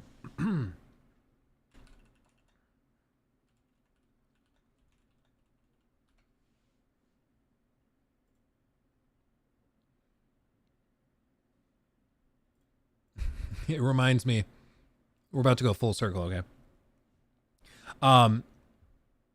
It reminds me of a quote from Vladimir Lenin. Okay, ready for this? Give me 4 years to teach your children, and the seed I have sown will never be uprooted. Basically, the idea just being, if you're able to establish the way a child thinks, you can change them for the rest of their life. Like you have changed how they think, and you'll have a seed planted that will never be uprooted. And of course, he was talking about it in the context of like mental brainwashing in favor of communism, which is its own discussion. In this context, though, I think it's interesting to bring up the idea that because Fortnite appeals to a younger generation predominantly, desensitizing them to microtransactions and large microtransactions, dare I say macro transactions, is going to change how the next 20, 30 years of games work. Because we grew up in an age where multiplayer games, as we talked about earlier, were free. Like multiplayer modes were included in the single player game as just a free addition. It was just a cool thing you could do. Now they're spin-off titles, they're live service titles, and they might be free, they might still be $70, but then they also have battle passes, they have tons of paid cosmetics and all sorts of stuff. So we have resistance to it because we weren't raised that way. But in this case, we have like a younger generation raised to think that it's perfectly reasonable to pay $20 for a skin or $10 for a skin, and then $5 for the axe that they need, and then $3 for this, and it's fine because the game was free, right? It's fine. My little brother, he asks for Christmas for like V-Bucks that he can spend on skins in Fortnite. Like that's what he wants for Christmas is V-Bucks. No joke. So it is very interesting to think that perhaps things won't change that much moving forward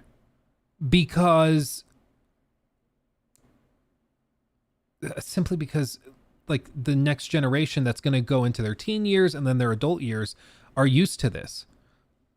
So it might not actually change. There might not be that big of a shift in the market where people say enough is enough. We're not doing this anymore, because they might have just grown acclimated to it. Jacob? No, not Jacob. That would be really funny. If I'm like, yeah, Jacob, I offered him a Christmas bonus for all the work he's been doing. And he said, no, thank you. I want V-Bucks. That would actually be really, really funny. But no. Are you eating chicken nuggets and Red Bull? You're goddamn right. You're damn right I am. And sweet potato. Tater tots. Yeah. Am I eating the meal of a 12-year-old? Yes. Are you jealous? Sure are. Sure are. Okay, I guess end of segment there. Thanks for watching, everybody. Oh, man. Oh, golly. Okay. Okay, what time is it? Oh, dude, it's 2:50. Dude, this has been a stream that has just flown by. Am I alone in that? I just feel like this totally blew by. Rory, I will be 45 years old, still eating chicken nuggets. Yeah, because they're damn good. I don't know why. Like, I told you guys on stream a couple months ago, I went out to a very nice Mexican restaurant for my buddy's birthday. And, like, what do you order at a Mexican restaurant? A lot of people order, like, enchiladas or maybe a big smothered burrito or fajitas and something. I was feeling like a quesadilla. So I ordered a quesadilla, just a chicken or maybe steak quesadilla, just a nice big one. Everybody at the table, like 8 adults, started making fun of me for ordering like a toddler.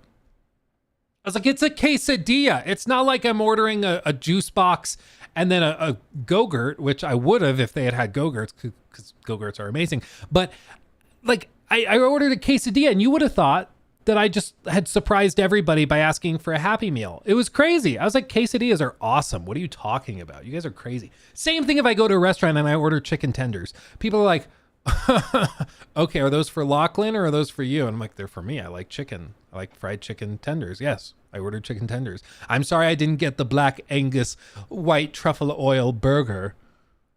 Chicken tendies sounded delicious, so that's what I ordered. And I'm not sorry about it. Apple slices on the side. Yeah. Yeah. People are so weird. People are like, no, that's a child's food. I'm like, hey, if it still tastes good, I don't care. If I want a grilled cheese, I'll get a grilled cheese. If I want chicken tendies, I'll get chicken tendies. No one's telling me what I can and can't do. Let's rise up. Chicken tendies, chicken tendies. You know, come on. People act like children can't taste. Yeah, maybe the kids have it figured out. Have you noticed kids, they like Trix cereal. They like the Go-Gurts, the Danimals. You guys have you had those Danimal yogurt things? They're in the little cups, little bottles, and then you drink them like a shot, like a probiotic shot, but it's just sugary, yogurty goodness. Those things are amazing. If I could live off of Danimals, I would. If there is an afterlife and it's heaven, it's just an ocean of Danimals, and I will die on this hill and then hopefully go to heaven and swim in Danimals. I swear to God, they are so good. Yeah. I got lightheaded. I don't know. I don't know what just happened. I'm sorry. Oh, I got riled up. I'm just saying. You don't mess with me, my tendies, my quesadilla, my Danimals. Dude, they're on another level. They're on another level. I'll tell you what. Luke, can we have a stream with no agenda? Just derail and see where we end up. Sure. I mean, honestly, that's most streams. I'm going to be real. We just kind of like, sometimes I'll actually challenge myself. I'll be like, okay, it's Monday. We'll have fun. Or maybe it's usually Wednesdays, but like, it's like Wednesday. Okay, we don't have a lot of gaming news to talk about. I have like maybe one thing I've pulled up I want to talk about that I've been waiting to talk about for a while, but that's it. And then I'm like, yeah, let's just ride the waves. Let's figure out wherever this goes. And usually we end up in some wacky places, but yeah, we have a good time. Bro, my uncle used to work with Dan and brought Danimals to us all the time. Oh, really, Hellbound? When I worked at the bank, so like right out, well, actually it was my last semester at college. It was like right before COVID hit. So like early 2020, late 2019. I worked at a bank, and one of the guys that came in regularly, he worked at a Noosa yogurt factory. You guys know Noosa yogurt? If I pull up the, I don't actually know if it's like a more local thing or what, but yeah, Noosa yogurt. If you've seen these in the store, he worked at one of these factories, and he said that it came out of the machines like warm and hot. So he would come into the bank, and his banker, a buddy of mine, he would bring him Noosa in like these big, like they're kind of Tupperware, but they're kind of like the regular bins or tubs, but even bigger than that. And they look like they're meant to hold paint or something. And he'd bring it in, and it was like still kind of warm to the touch, but it was just filled with Noosa yogurt. And it was like, I don't know, like a half gallon or a gallon. I don't even know how much it was, but it was like a big thing. And he'd bring it to him every time he came into the bank, like once or twice a week, because he would just get off work. And I always imagined it as like one of those ice cream things where you pull the lever down and it just fills it up and spins and spins. But I mean, this guy was just able to get straight from the factory, I guess, or the dairy or wherever they make it, and just get however much yogurt he wanted. Like, it was crazy. Warm yogurt. Yeah, I had never thought about eating warm yogurt until he's like, yeah, it's made warm. So yeah, of course, like that's how a lot of people consume it. So yeah, I had never thought of eating yogurt warm, but apparently it's like a thing. Isn't yogurt essentially expired dairy? It's kind of like cheese, where it's made with very specific enzymes and stuff. So there's like ways where you could maybe say that it is like expired yogurt or expired milk or rotted yogurt, like blue cheese. People are always like, yeah, you realize blue cheese is just rotted cheese, right? It's like sort of, but not really. Like there's a lot of very specific chemistry basically that goes into it. But yeah, the frame is dark. It's because the plug is back there. I have to plug it in. I didn't let it charge. Oops.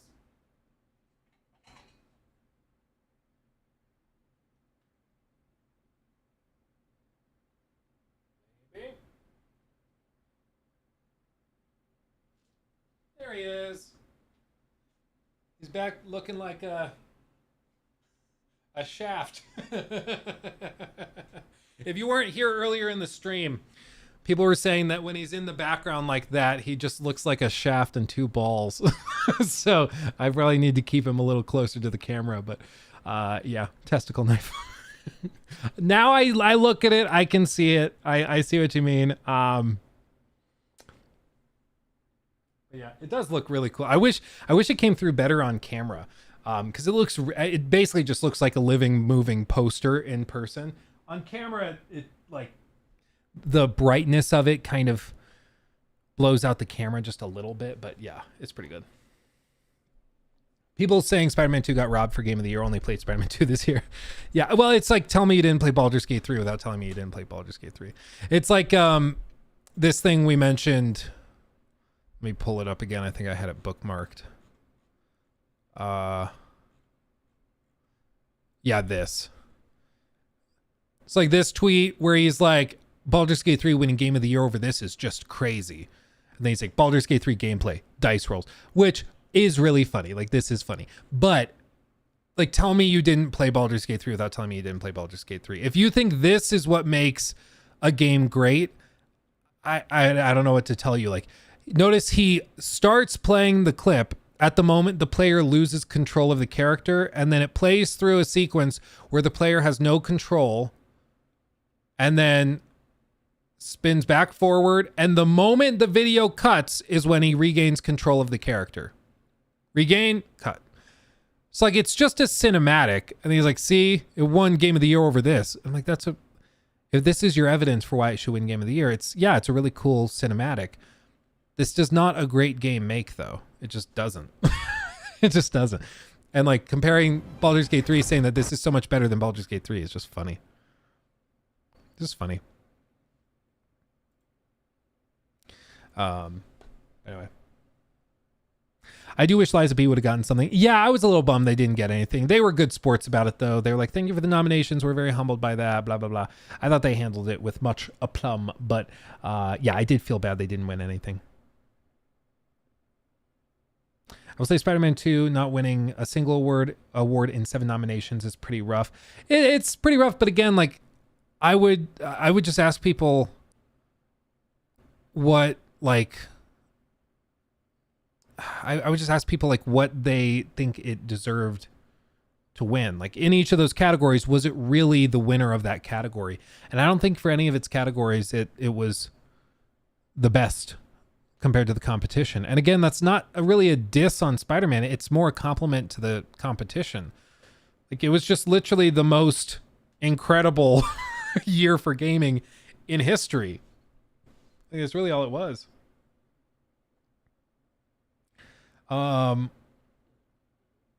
Yeah.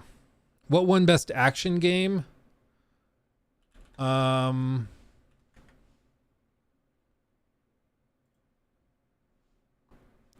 Let's see, the full winners. Game of the year. Best game direction, Alan Wake 2. Best narrative was Alan Wake 2, even though I think probably should have gone to Baldur's Gate 3, gonna be real. Oh, the game broke. Or the page broke. Did their site just go down? Yeah, the stream is up. Their site just crashed. Okay, well. Oh, well. It was Tears of the... No, it was Armored Core. It was Armored Core. You're right. Armored Core won Best Action. Yeah, which makes sense because Armored Core was very, very good. But again, it's just like, you can't really be that mad. It's like, yeah, Armored Core won it. instead of Lies of P, if either had won it, I would have been like, yep, makes sense. That's fair.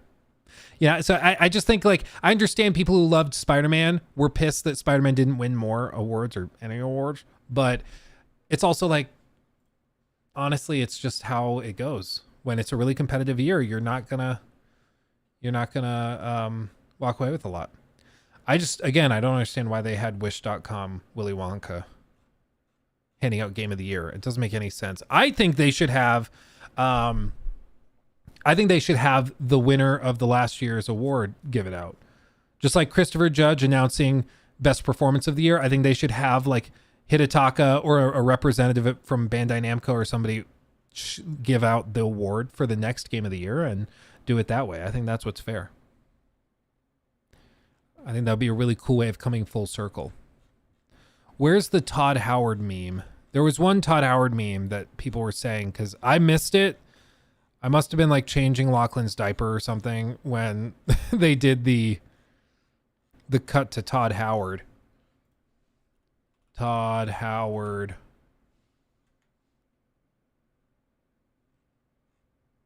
Where is it? Where is it? I'm going to try not to scroll with this. Because I've heard horror stories of people that have Twitter pulled up and just start scrolling.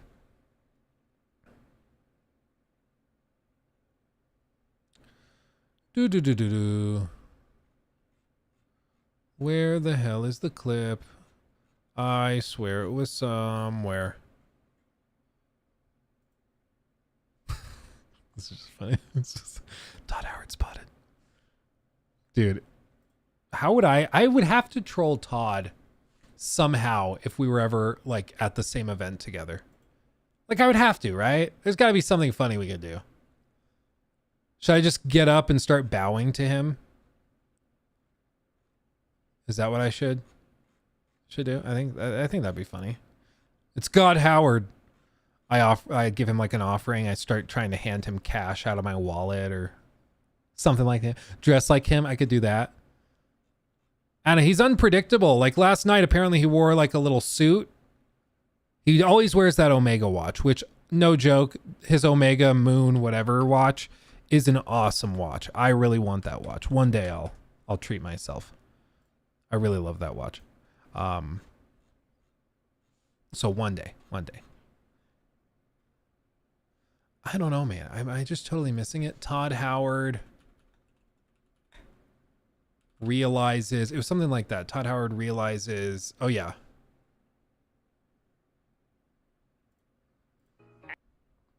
And the Game Award goes to Baldur's Gate 3. Baldur's Gate 3. Baldur's Gate 3. Baldur's Gate 3.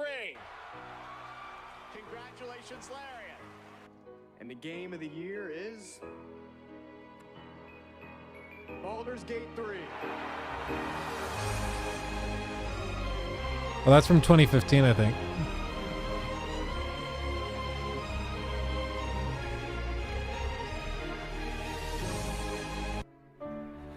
Why are we still... It's also, I think he got shafted, like Fallout 4 got shafted too, didn't it? I think it did. I don't know. It's just, I'm sure for Todd, it's like, yeah, we kind of had a feeling it probably wouldn't do that amazing or anything, but maybe one award would have been nice. But I mean, you're going up against Baldur's Gate 3 in like best RPG category. Like, come on.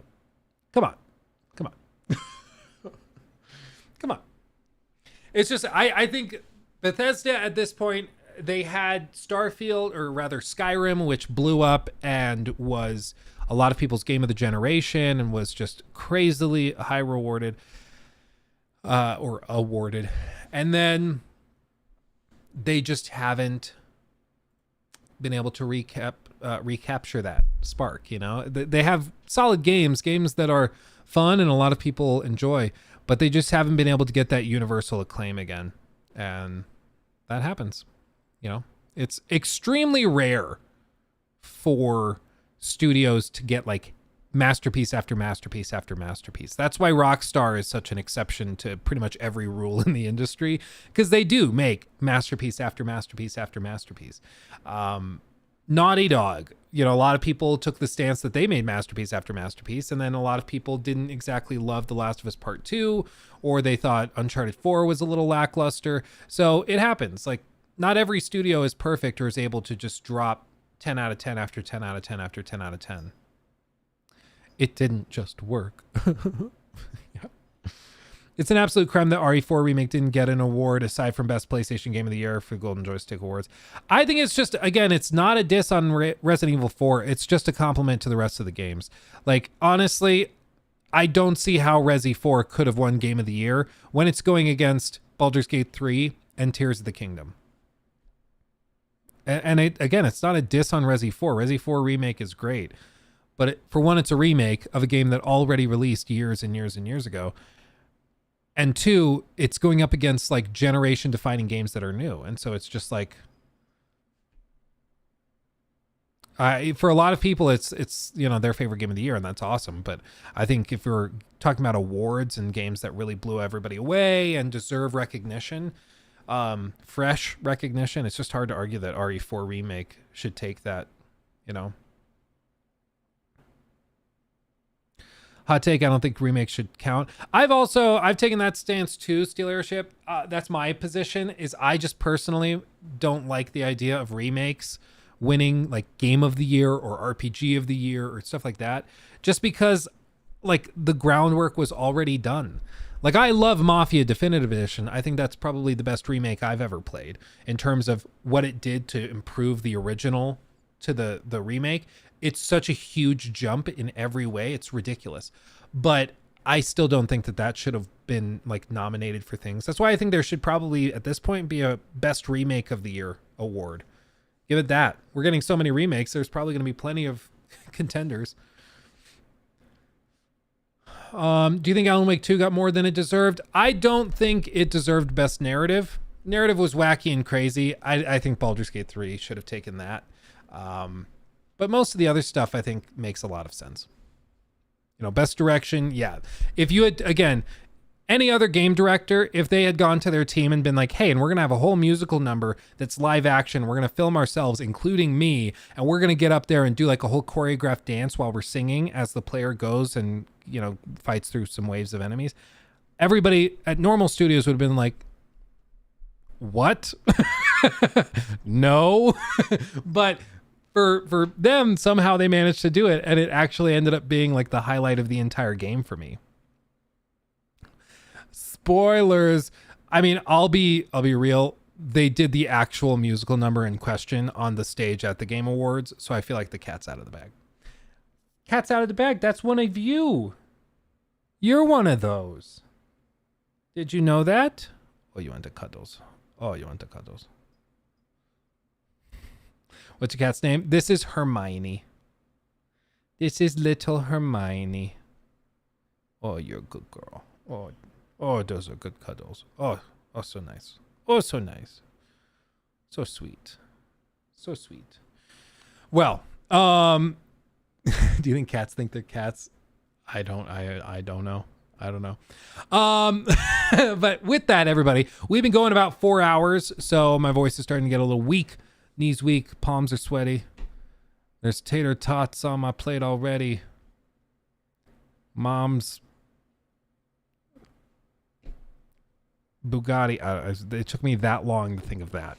That long to think of barely a different word. So I'm going to call it there. Thank you for watching. I love all of you dearly. We'll be back on Monday with more streaming, blah, blah, blah, fun Gucci gang stuff. So we'll do that. Go check out the video that went up today on the main channel. It is all about the day before. I went and tried it. It is, in fact, as bad as everybody was expecting it to be. So go check that out. Thank you all for watching. I love you all dearly, and I'll see you in the next stream. No, these are my tater tots. You don't need these. These are mine. These are mine. Thank you very much. Okay. Everybody have a great weekend. Stay safe out there. Much love. I'll see you very, very soon. Hugs and kisses. Bye-bye. Miney, say bye-bye. Those are my tater tots. No, those are mine. Thank you. Those are mine. Oh, you're so sweet. Those are mine, though.